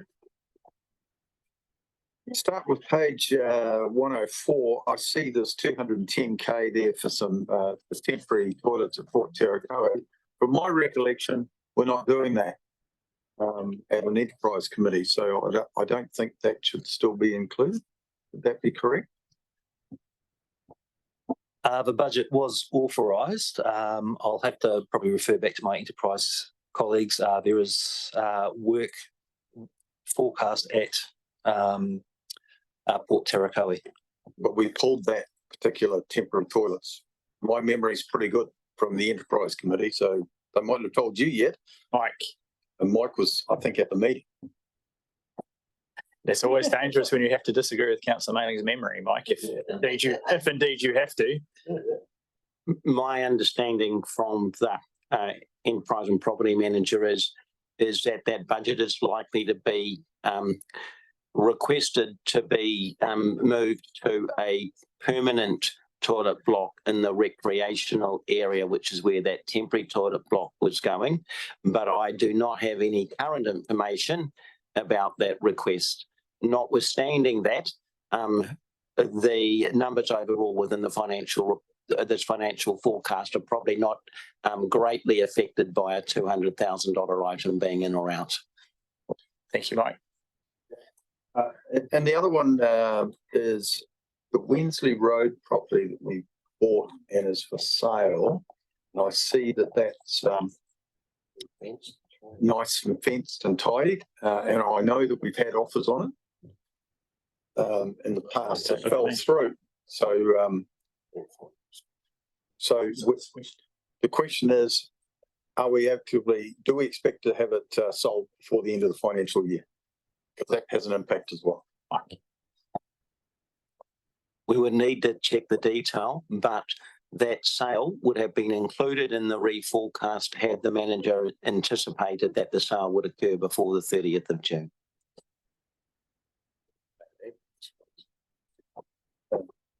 The other bit I wanted to talk about was really RFCs because it relates to something else later on, but it does affect this in that RFCs are collected for a purpose and we need to follow that. Yeah, I think we all agree with that. The issue is not whether they should be used for a particular purpose. The question is, should we budget for their use? Because one of the significant implications in this year, and it's unusual in the time I've been here, to have quite so many property purchases, opportunities arise during the course of a financial year when we haven't anticipated them being required. So it isn't about whether they should be used for the purpose, whether they're good decisions or not, whether they're the right purchases. It's simply the mismatch between what we had budgeted to spend through RFCs or other sources and the opportunities that have arisen during the course of the year that require a decision to be made more quickly than waiting for the next annual budget. Mr. Mayor, just noting my commentary was to the end of that section. Engage in questions for the whole remainder of the report. I may have to sort of continue my commentary. Right. So I'll take the other questions, and if they're going to be covered in your commentary, you can say so, and then cover them in your commentary. So at Councillor Bryant and then Councillor Murray. Thank you, Mr. Mayor. For you to Paul and Mike, just a few questions around this, some details in this report. So previously, the capital program, we haven't spent as much as we have in this year, and we've been advocating we want to get more of the capital program spent, which we've now done, but now we're facing challenges around the debt cap. So it's a bit of a two-edged sword. What can we do about that? Beautiful. Through you, Mr. Mayor. It is a challenge. So when we set the capital works program, for the financials, we took a haircut on that program, recognising we never deliver 100% of the capital works program. So that was out, and typically we would be comfortable with that haircut. In previous years, going back probably 3 or 4 years, we did about 70 to 72% of the capital works program. Now we're up in the 80s and potentially getting towards the 90s. So you end up with a situation where we can't take so much of a haircut perhaps, but also it comes back to the unbudgeted capital expenditure. So if you pull back the unbudgeted capital expenditure, notwithstanding the quality of the spend, you wouldn't have the same challenge that you've got. It's the same with your RFC funding. It was a deliberate decision when we put the financial strategy together around our annual plan that we would hold the debt just under the $250 million. Implicit in that was we wouldn't be spending those RFCs in this year. So a number of factors come together. In short, proving the capital planning program, putting together a realistic and deliverable program of capital work so there is less carried forwards and less carried out, so to speak, and agreeing that program with council would help us ensure that we can operate within the capital works budget as a whole. Thank you. So I have a number of more questions. Just in relation to where the charging around like the consents, resource consent, are we fully recovering it as we expected to or budgeted? No, there is a significant shortfall and actually expected income in the building consent area. That's quite understandable given the significant drop in building activity. And so the chief executive and the managers of that area have been working quite closely to see where can we pull back any discretionary expenditure we have to try and reduce the level of that loss. And obviously there'll be some pressure moving forward on the level of fees and charges coming out of that area. So that is one of the factors which is leading to a less than budgeted operational result for council. Thank you. Two more. So then I'm just looking at the table for as an example. This is additional capital expenditure and where it is. Some of this is around timing though, isn't it? Like look at the first one, Port Terracotta Phase 2 funded by Canarona alone. That's covered over 2 years, but shows over both of those years against our debt. Correct. We create the budget in the current year. And with that one in particular, it was always envisaged that about $3 million of that would be carried forward into the next financial year. So I think that what I'm saying is a lot of the higher debt is related to the timing of a number of projects, as you and Mike have referred to, like RFC, bringing them forward. And it's just that where we are in time, in 6 months' time, we could be in a lot better position, could be slightly worse, but I hope not. You are likely to be in a better position post the 30th of June because you're resetting your fiscal envelope as part of the LTP process, so you won't be running quite so close to the wind. And that brings me to my last question. Just looking at the table, and the LGFA cap is quite a way above our cap. So have we got some wriggle room in there that we could move our cap up more? For you, Mr. Mayor. Yes. Council can. That's a very good answer, right? I think there's a but. Yeah, there's bound to be a but. I specialise in buts.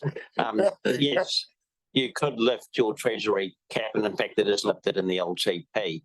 The thing to remember that you have foreshadowed that you need that additional headroom in order to be able to recover from emergency events, particularly if you have a series of them. Yeah. So just a reminder, Nelson City, it's about $60 or $70 million is the gap they're needing to close. You get 2 of those and all of a sudden $140 million worth of headroom has disappeared. So that's one of the reasons. The second one is we only cover we can only cover about 30% of our assets and liabilities with insurance. So you have a Cyclone Gabrielle, yes, you're insured for 30%, but the other 70% of the cost post one of those events is likely to need to be met by council from reserves and borrowing. So it's important that council has significant headroom in order to run sustainable and prudent set of financials. Thank you. I think it's really very comprehensive answers.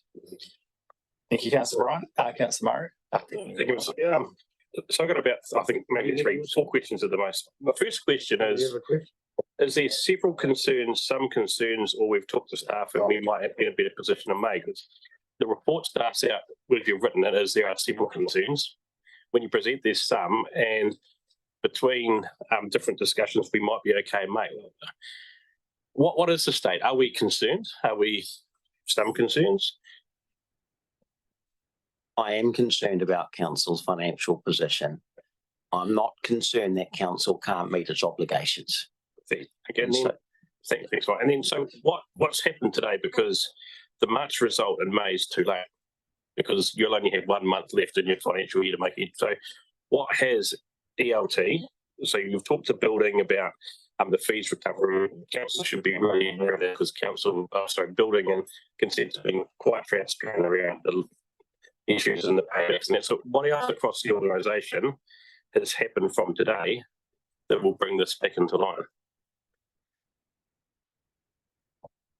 And their silence isn't really good, that great. So what is happening from today to improve the financial?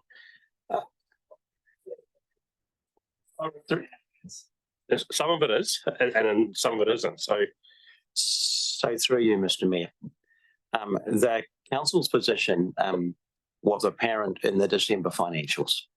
And in fact, if you refer back to the December financial report, I'd raised a number of concerns with you about how we would need to manage our position closely between December and year end. In that report, we referred to this reforecast. This reforecast has reinforced the challenges that we actually have, and therefore there are things that management needs to do, and there's also things that, in my view, councillors need to do in terms of supporting where we need to go. So in terms of the senior management team, we have identified with all the individual budget holders what their financial position is, and they have engaged with finance. Where there are controllable costs, pressure has come on to pull those controllable costs back. And so, for example, in the building assurance area, if we don't need to contract work out, or if we don't need to carry out work, then that won't be happening. In many cases, we are locked into contracts, or it's simply the way we have to do business. It's very difficult to deal with a big drop back in income. So that is happening. All managers have been asked to manage their budget closely and advise us for this reforecast where they can pull back expenditure or increase income between the time we did the reforecast and year end. So it's been an ongoing conversation with our managers to say, how can we get closer to our budgeted position for year end? We know that we can't close that gap completely. What we can do is start to put some correctives in place and to work towards managers, or some managers, having a better appreciation of the financial impacts of some of the decisions they make. I've just got one half of things, and it's, I get the building assurance story because it's been pretty transparent. To see one other example of another department that similar conversations have happened to pull this back, because I don't see all this change just sitting in building assurance, but that's the only examples I've had since I've been around the table, I think.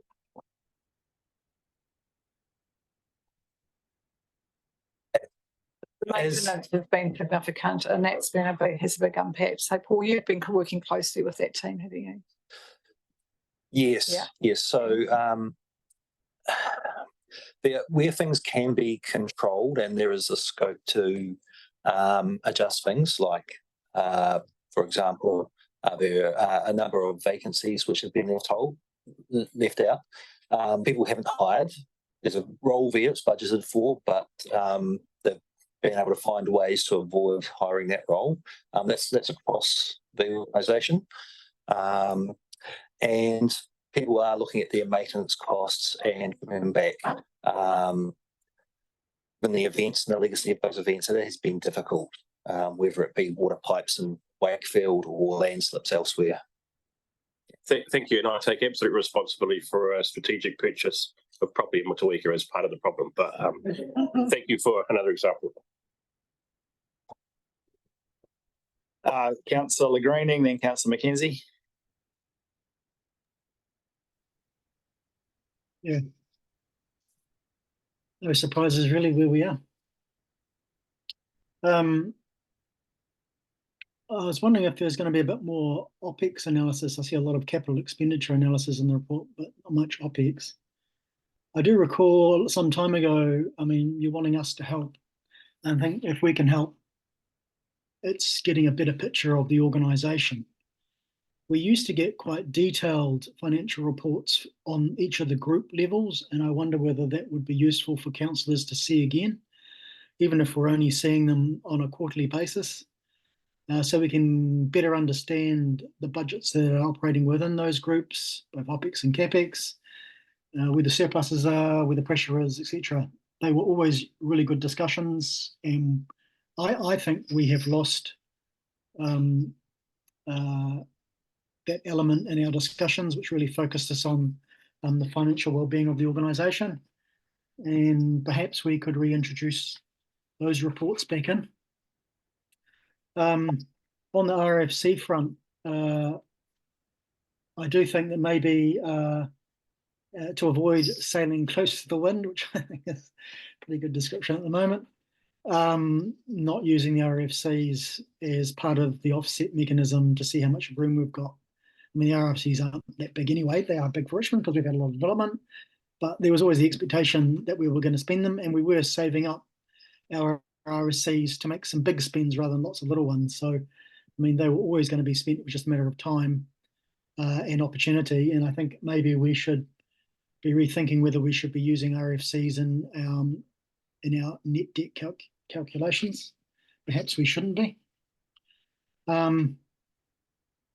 I did read with interest the para 1.12, which on good stewardship. Totally agree with that. Happy to help. Not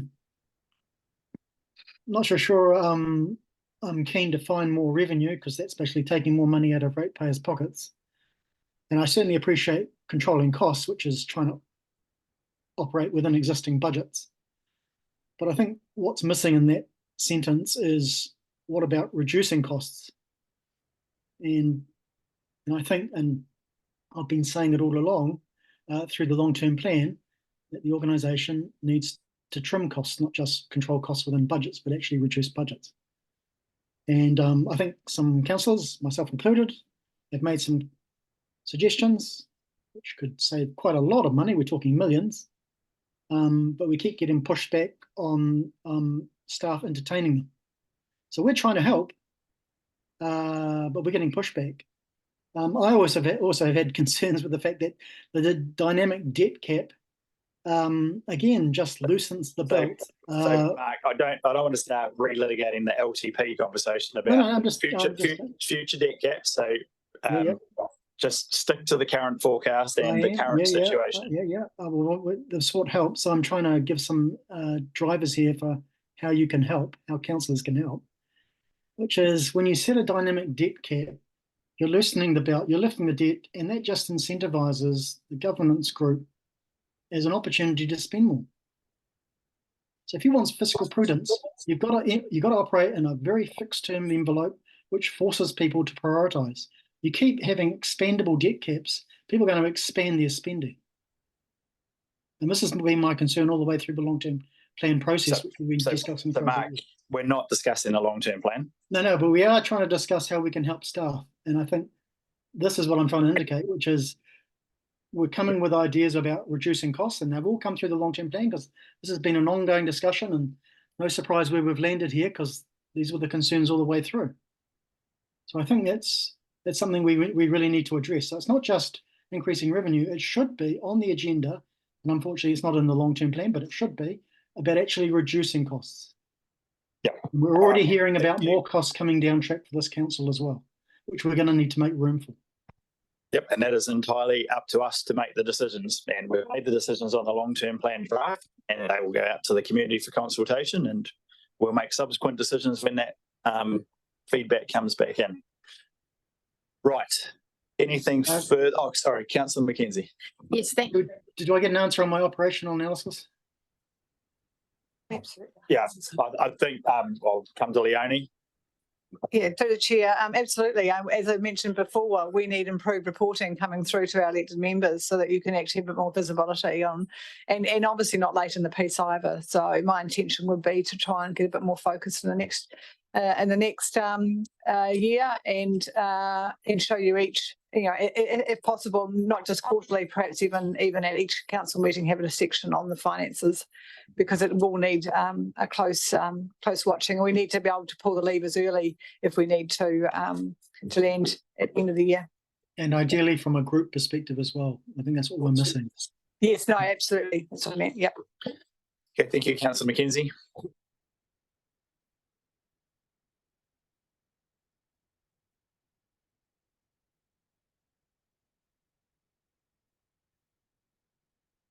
Thank you, Councillor Dowler.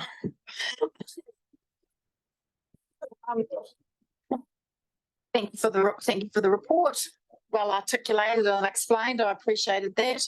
I guess certainly what I'm hearing around this table is that in terms of our operating situation, building consents, that's pretty unfortunate. And we need to have tight fiscal management between here and June to try to claw back wherever possible to get that more in balance. So I think that goes without saying. The other issue was around capital. And I guess certainly I'm sitting here listening to this conversation, bearing in mind, maybe it's on a confidential agenda. Okay. I guess hypothetically, there was some future capital project that the council might want to enter into, what would be the impact on the net debt cap to 30th of June if it had a long settlement date and it was settled on the 1st of July?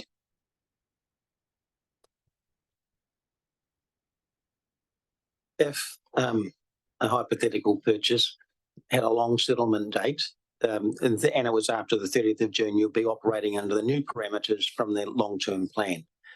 The important thing is that you are permitted to breach your net debt cap. It comes with certain consequences. And so I would suggest, and we would work very hard to keep you under your net debt cap, simply because it would be unfortunate to have to report a breach in the annual report. When I do that, I have to then determine what particular action caused the breach. And typically it won't be one thing. It'll be just the capital works program combined with ABCD meant that our debt went above that cap. We are trying to keep a very steady and prudent financial position for council. You would have seen the Standard & Poor's. They're looking from the outside. They're looking at the sector. They moved our outlook from stable to negative. We will be due to have a Standard & Poor's rating review later this year. It typically happens about that September-October period. We want to ensure we're in the strongest possible financial position when that review occurs, because I'm very well aware that maintaining our existing credit rating is really important in terms of moderating our borrowing costs. So long story short, we would have to manage it. And I think some of the disciplines are ones we'll need to put in place moving forward, like providing more budgeted spend in regards to RFC, so that opportunities, if they arise, can be taken without breaching a debt level or a cap that you've set. Thank you. And then I just do have one specific question, and I may have commented on this before at a previous report, but I'm just not sure why we would be so far out in terms of our depreciation and amortization budget line. So is there a quick explanation? There is asset values.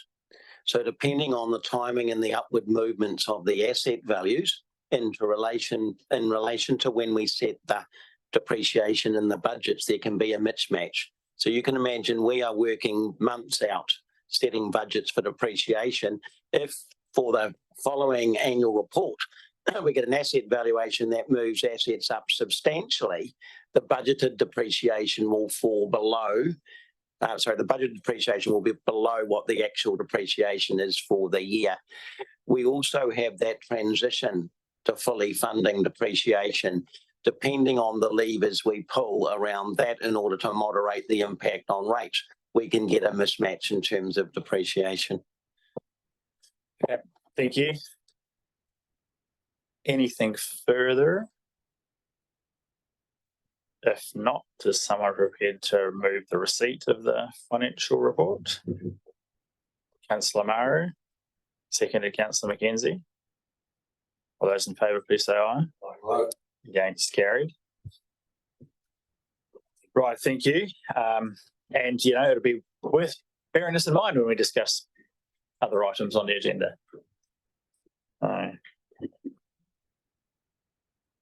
Right, dams and the draft policy for consultation, dangerous, earthquake prone and flood prone.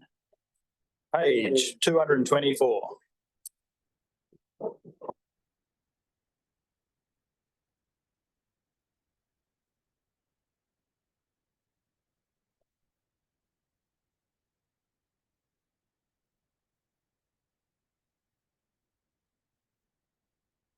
Dwayne, Matt, whoever's leading.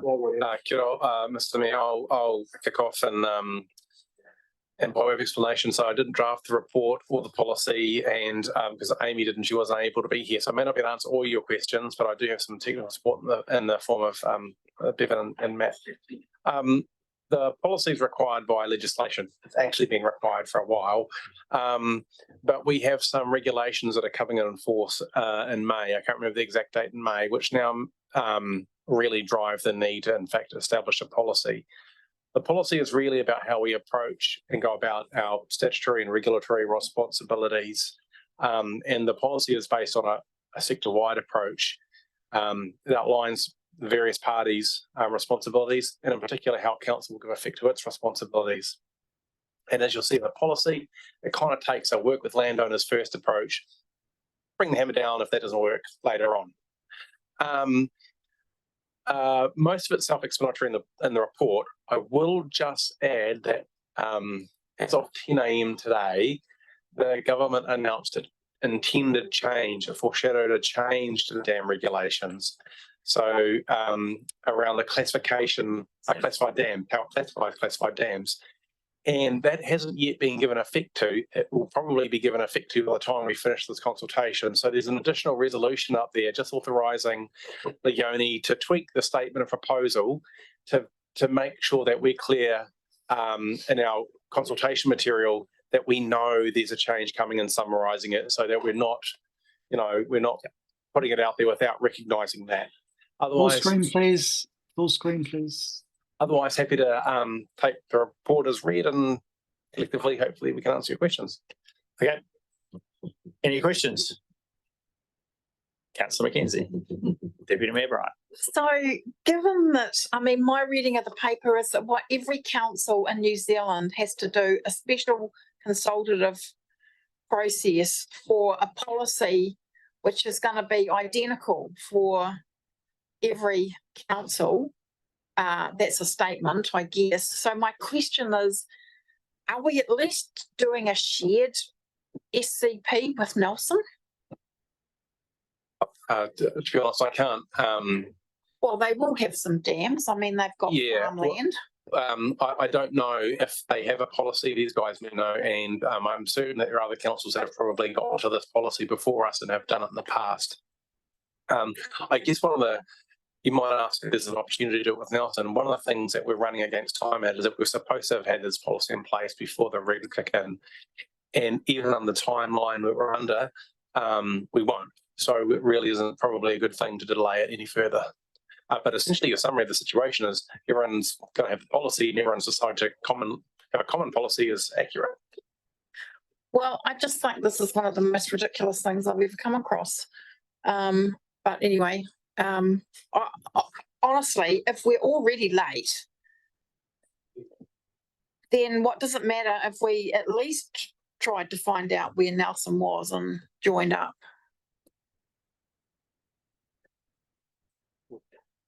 Dwayne? I guess one of the issues is that we'll be in breach of the Act and I think the regulatory requirements. And the regulatory requirements will kick in. We'll be expected to start implementing them on I think it might be the 14th of May or something like that. And we won't have a guiding policy to do so. We won't actually for the first 2 weeks anyway, but at least after that we will. So when council undertakes action against people, it'll be under our lawful policy.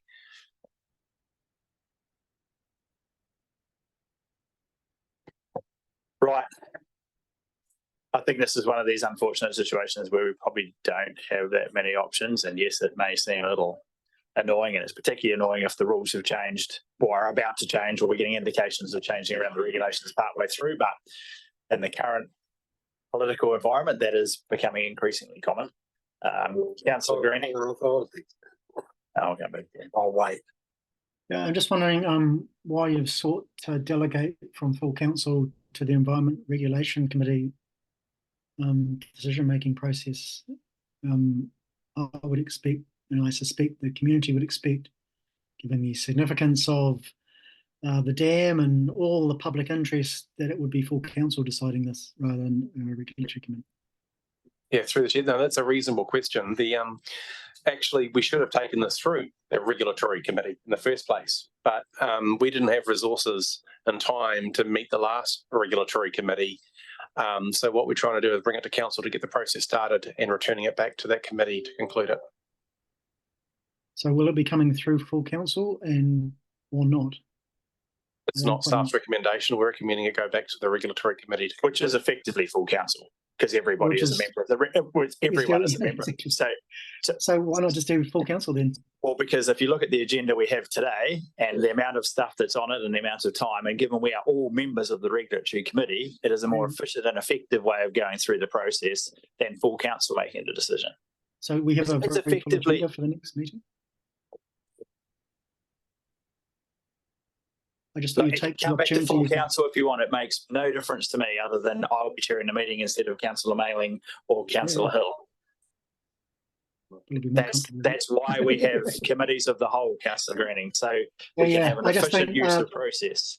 I just think full council, a lot of public interest is something that full council should be taking a lead on rather than delegating to a subcommittee or committee. I suspect the most interested members of the public would be the 50 people who has not a subcommittee, it's the regulatory committee. And the most interested people are most likely to be the 50 people who own dams that fall into this category, as opposed to the vast majority of the general public. Well, I think the general public were interested. They were very concerned about the safety of the dam through the consultation process. Well, this again, that has a whole other process around it that isn't. This is not going to be about the Waimea Community Dam. So, good for me there. Well, thanks, Mr. Mayor. So my question is probably more for Matt and Bevan, just in relation to how we actually identify these dams and let their owners know. I take it we don't. Have we? I take it we don't have 50. Yeah, but how did you come to that figure? That's come through our dam database. But with the changes to the regulations that are pending, that's going to significantly reduce. Again, what we're talking about when we come to the classifiable dams, is regulation based. This dangerous dam policy. It's how we perform our actions, our duties when we become aware that a dam is dangerous. We're not going out there hunting for dangerous dams. But bringing the regulations into it, if through that process a dam is found as dangerous, we need the policy to turn to actually undertake those actions. Right. So I take it the 50 on the list would predominantly be consented. That's how we've got. That's probably on the database, yeah. The most likely dangerous ones are unconsented, I would think. Some dams will become dangerous if there are any out there at present. We don't know of any. There are two criteria for a dam to be considered dangerous, and that is where it falls within a high impact and a medium impact, but it also must meet the criteria of likely to fail, which we don't seem to be able to identify that, and we don't measure that. It's the owners of the dams that are actually required to tell us that their dam is dangerous. So the onus is on. Yes.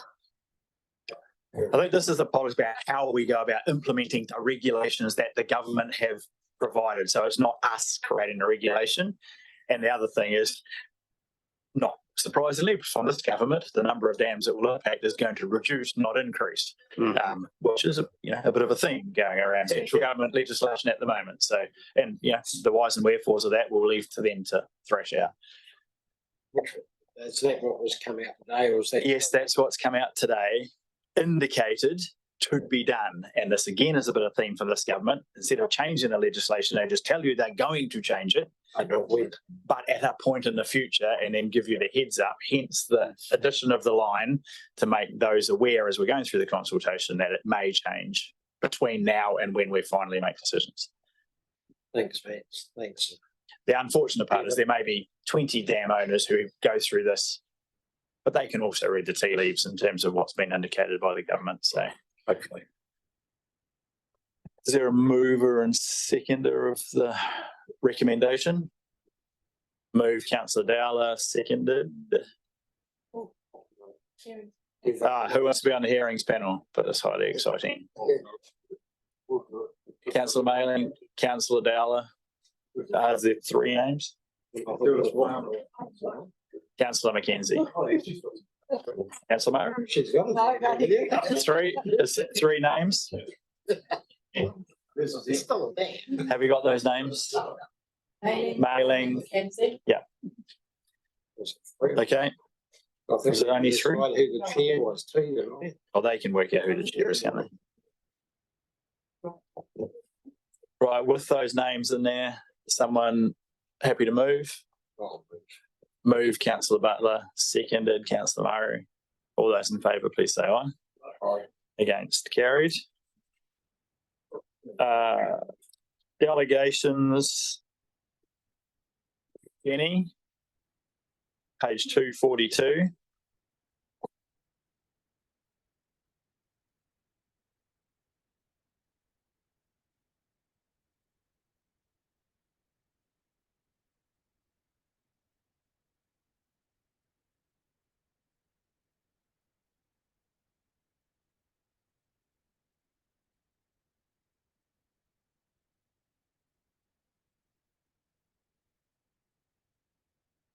Jenny, over to you. Thank you. Almost lucky last, I think. Yeah. Almost, but not quite. I'll take the report as read. There's quite a lot of sort of tidy ups just in the regulatory and property areas. I did just want to comment though on section 17A reviews. The main reason the government put this into the legislation back in 2014 was really to make sure councils took a look at the sort of long-standing contracts that they had in place, perhaps a bit more frequently than they would otherwise. So introducing that requirement to at least look at your contracts every 6 years or within 2 years of them expiring. But in practice, I think with the LTP process, groups and managers are looking every 3 years really at how they're delivering services and levels of service and what contracts they've got in place. So in practice, I think it's happening.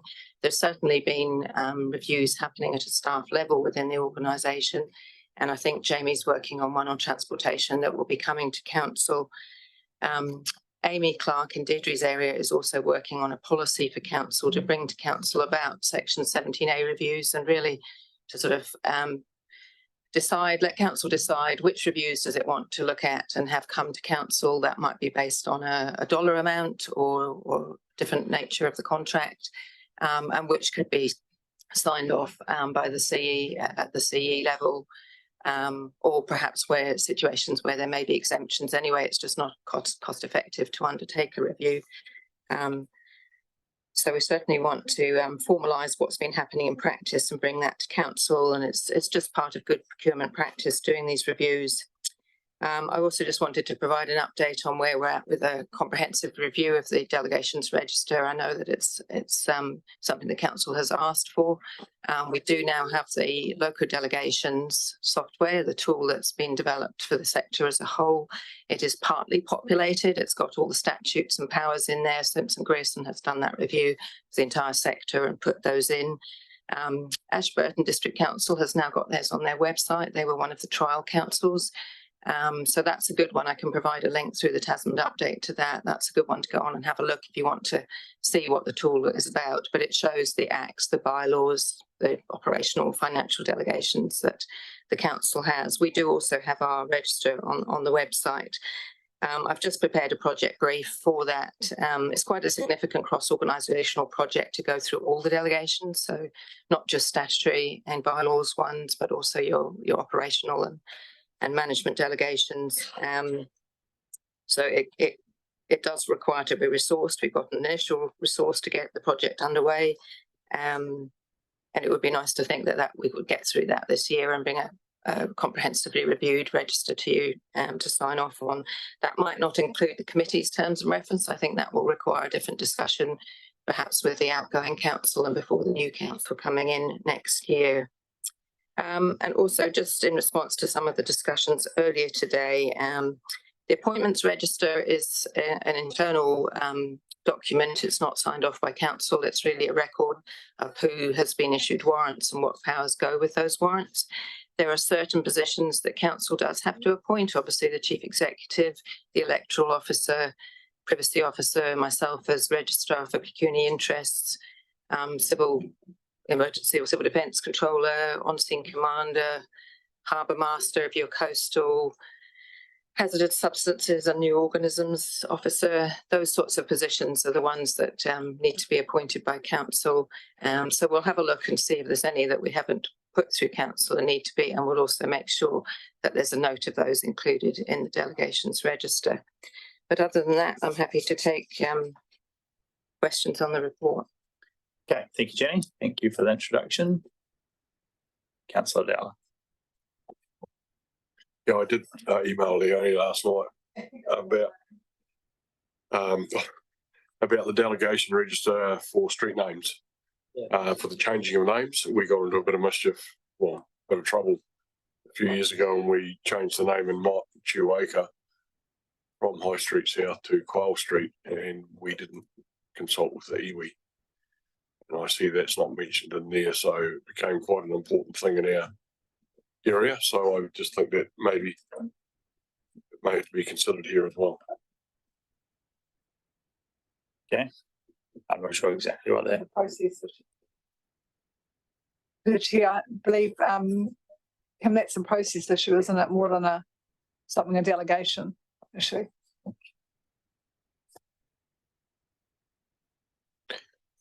We've got a street naming policy which dictates naming of streets, but there is some doubt as to the authority to rename a street. So that was one of the matters that was going to be picked up, and I just probably haven't kept track of this to know whether it's come through, Jenny. Leith was working on that. On the street policies? On the renaming, the delegated authority for renaming streets. That's what's part of the report, is an amendment to the delegation to you, but there's no proposed amendment to the policy itself. But I'm pretty sure the policy does allow for consultation with iwi. Yeah, no, it does. The policy is clear. It was just that point about who has actually got the authority to do the renaming. So this clarifies the authority, which is provided to the manager of environment and planning and regulatory, or whatever it is, environment and regulation. The policy, should we wish to review it to strengthen the condition or the presumption around consultation, would need a policy amendment. Should it be deemed necessary? Okay, good. All right, thank you. Councillor Murray, then Councillor Graney. Thank you, Mr. Mayor. So just can you talk me through the delegation for the group manager and the chief executive to approve name changes, and why that delegation wouldn't sit with Motueka Community Board or full council? So why are we moving a decision? Because we don't get a lot of decisions around these tables. We get a lot of information, especially at standing committee levels. So I'm just wondering why we're taking another decision away and delegating it to staffing a position. The delegation already exists to the group manager. The amendment here is making sure that the chief executive has that delegation as well as the group manager. So it's good to always have more than one, if somebody's away for a long period. And the other amendment is around the existing delegation covers new streets. So this would include existing streets if there was a proposal to change the name of the existing street. So that's what you're considering here. If you want to pull back the delegation back to a committee or council, then that's open to you to do. But you have already had this in place for some time. I guess I'm interested in the statement you made about the delegations register coming back in front of council for a revisit. So you made that in the opening part. So yeah, I'm interested in that part. So that's great. Thank you. Councillor Greening.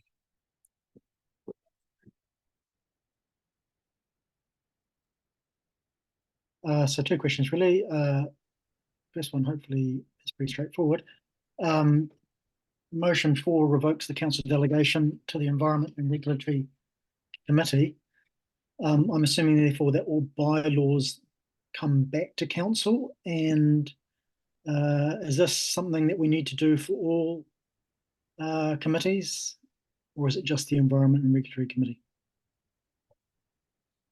Just the Environment and Regulatory Committee had that function, and it's required in the Local Government Act that a council make a bylaw. You're making law, so it isn't something that you can actually delegate even to a standing committee. So it was just a tidy up of the wording there. I think in practice, I think there may be one old bylaw that perhaps went through the committee and not council, but in practice, the bylaws have been coming through council.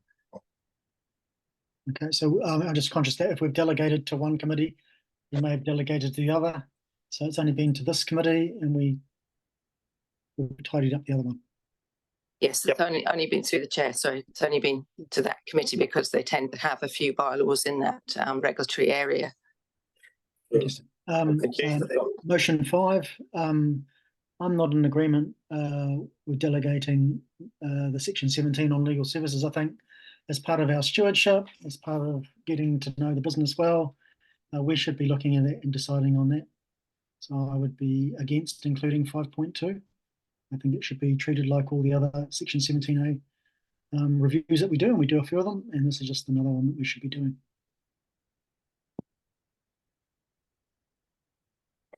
Okay, thank you. Councillor Bryan, Deputy Mayor Bryan. Thank you, Mr. Mayor. Jenny, just a question for you. Just in relation to the delegation to the CEO to decide the election provider, that's something previously we've done at council, and I partly understand the reasons why. But if it's over a certain amount, it comes back to us anyway. Yeah. So have I got that right? That previously had been done by us, or previously had it, certainly when it was in-house we did, but since we've been using external providers, I thought council had been making that decision or given an indication. So council definitely appoints the electoral officer, and always has to have one in place. So we've got Warwick Lamp in place. In terms of the electoral services provider, so we used elections.com for the 2025 elections. That appointment was made before my time. The contract value was well below $500,000, so I wouldn't have thought that it would have come to council, but certainly with it, it depends. This time we might look at a 3x3, or 3 years, cover the 2025 and 2028 elections. And if that was to go up above $1 million, then it would go to tenders procurement panel for a decision. But a lot of the cost is passed on cost, so it's your post cost, NZ post costs, and it's a company called Datum that prepares all the voting documents and voting papers. So the actual elections.com component of it isn't that huge. So it'd be well within the financial delegation authority of the CE. Thank you. And the government's considering changing the whole process around running elections, is it not? To going to the same provider that does national elections and just not having all of this kind of one company for the whole country. Yeah. So I guess we'll just wait and see how that all plays out as well. Yeah, probably on the day that we decide to change it. We'll tell us to go into. Righto. Anything further? Has there been a mover? Someone prepared to move? Move, Councillor Dowler, seconded. Councillor McKenzie. Councillor Greening, did you have a further question? Yeah, I just wondering whether the mover will be moving 5.2, otherwise I'll have to vote against it. Yeah, no, the mover has moved the resolution containing 5.2, so yes, you will have to vote against it. I'll vote against it. All those in favour, please say aye. Aye. Against? Against. And would you, Lewis, like your votes recorded? Yes, please. Thank you. Councillors Walker and Greening would like their votes recorded. Councillor Maru voted against, but does not wish to have his vote recorded. Right, next up, well, there's two options. We've got, I think the next two should be reasonably straightforward, shouldn't they? So, Mike, do you want to just, because they are really for receipt as opposed to much debate or discussion. So pages, so that's so LGFA, the two LGFA items, half year draft statement of intent and half year report. Mike. Through you, Mr. Mayor. I'll take the LGFA half-yearly report as read. This is a semi-mechanical process for the LGFA. It continues to operate well. There are no particular matters I need to bring to Council's committee. As most councillors are aware, we have a seat on the LGFA Shareholders Council. So we have insight into the direction the LGFA is taking. And we make use of that seat on a regular basis to understand what's happening. So with that, I'll take any questions on the half-yearly report. Thank you. Councillor Dowler. Just wondering if the LGFA are going to give us some sort of recognition for the use of our photos when they come to reset our interest rates. Unfortunately not. However, it's actually quite a bit of kudos to council that we will be able to provide those infrastructure photos, and so they have gone wide and far in terms of demonstrating the investments we've made and how we've leveraged the funding from the LGFA for the benefit of our community. Good answer, Mike. Councillor Maley. Happy to move the report. Thank you. Is there a seconder? Councillor Butler. All those in favour, please say aye. Against, carried. Right, we have two options. We can break and then come back for the item in committee, or we could carry on and hopefully. Sorry, Mike. Oh, do I? Oh, sorry. I thought they were both. No, there's two. Half year report, Mike. Okay. Thank you. So do you need a separate resolution? Yes. Okay. Move Councillor Mailing, second and Deputy Mayor Brian. Machinery's report. Yeah. All those in favour, please say aye. Aye. Against, carried. Machinery resolutions. Moved Deputy Mayor Brian, seconded Councillor Dowler. Councillor Dowler. All those in favour, please say aye. Aye. Against, carried. The end committee item. Right, we'll proceed to the end committee item. Someone move we go into committee. I'll move. The reasons are contained within the agenda. Is there a seconder? Councillor Maru. All those in favour, please say aye.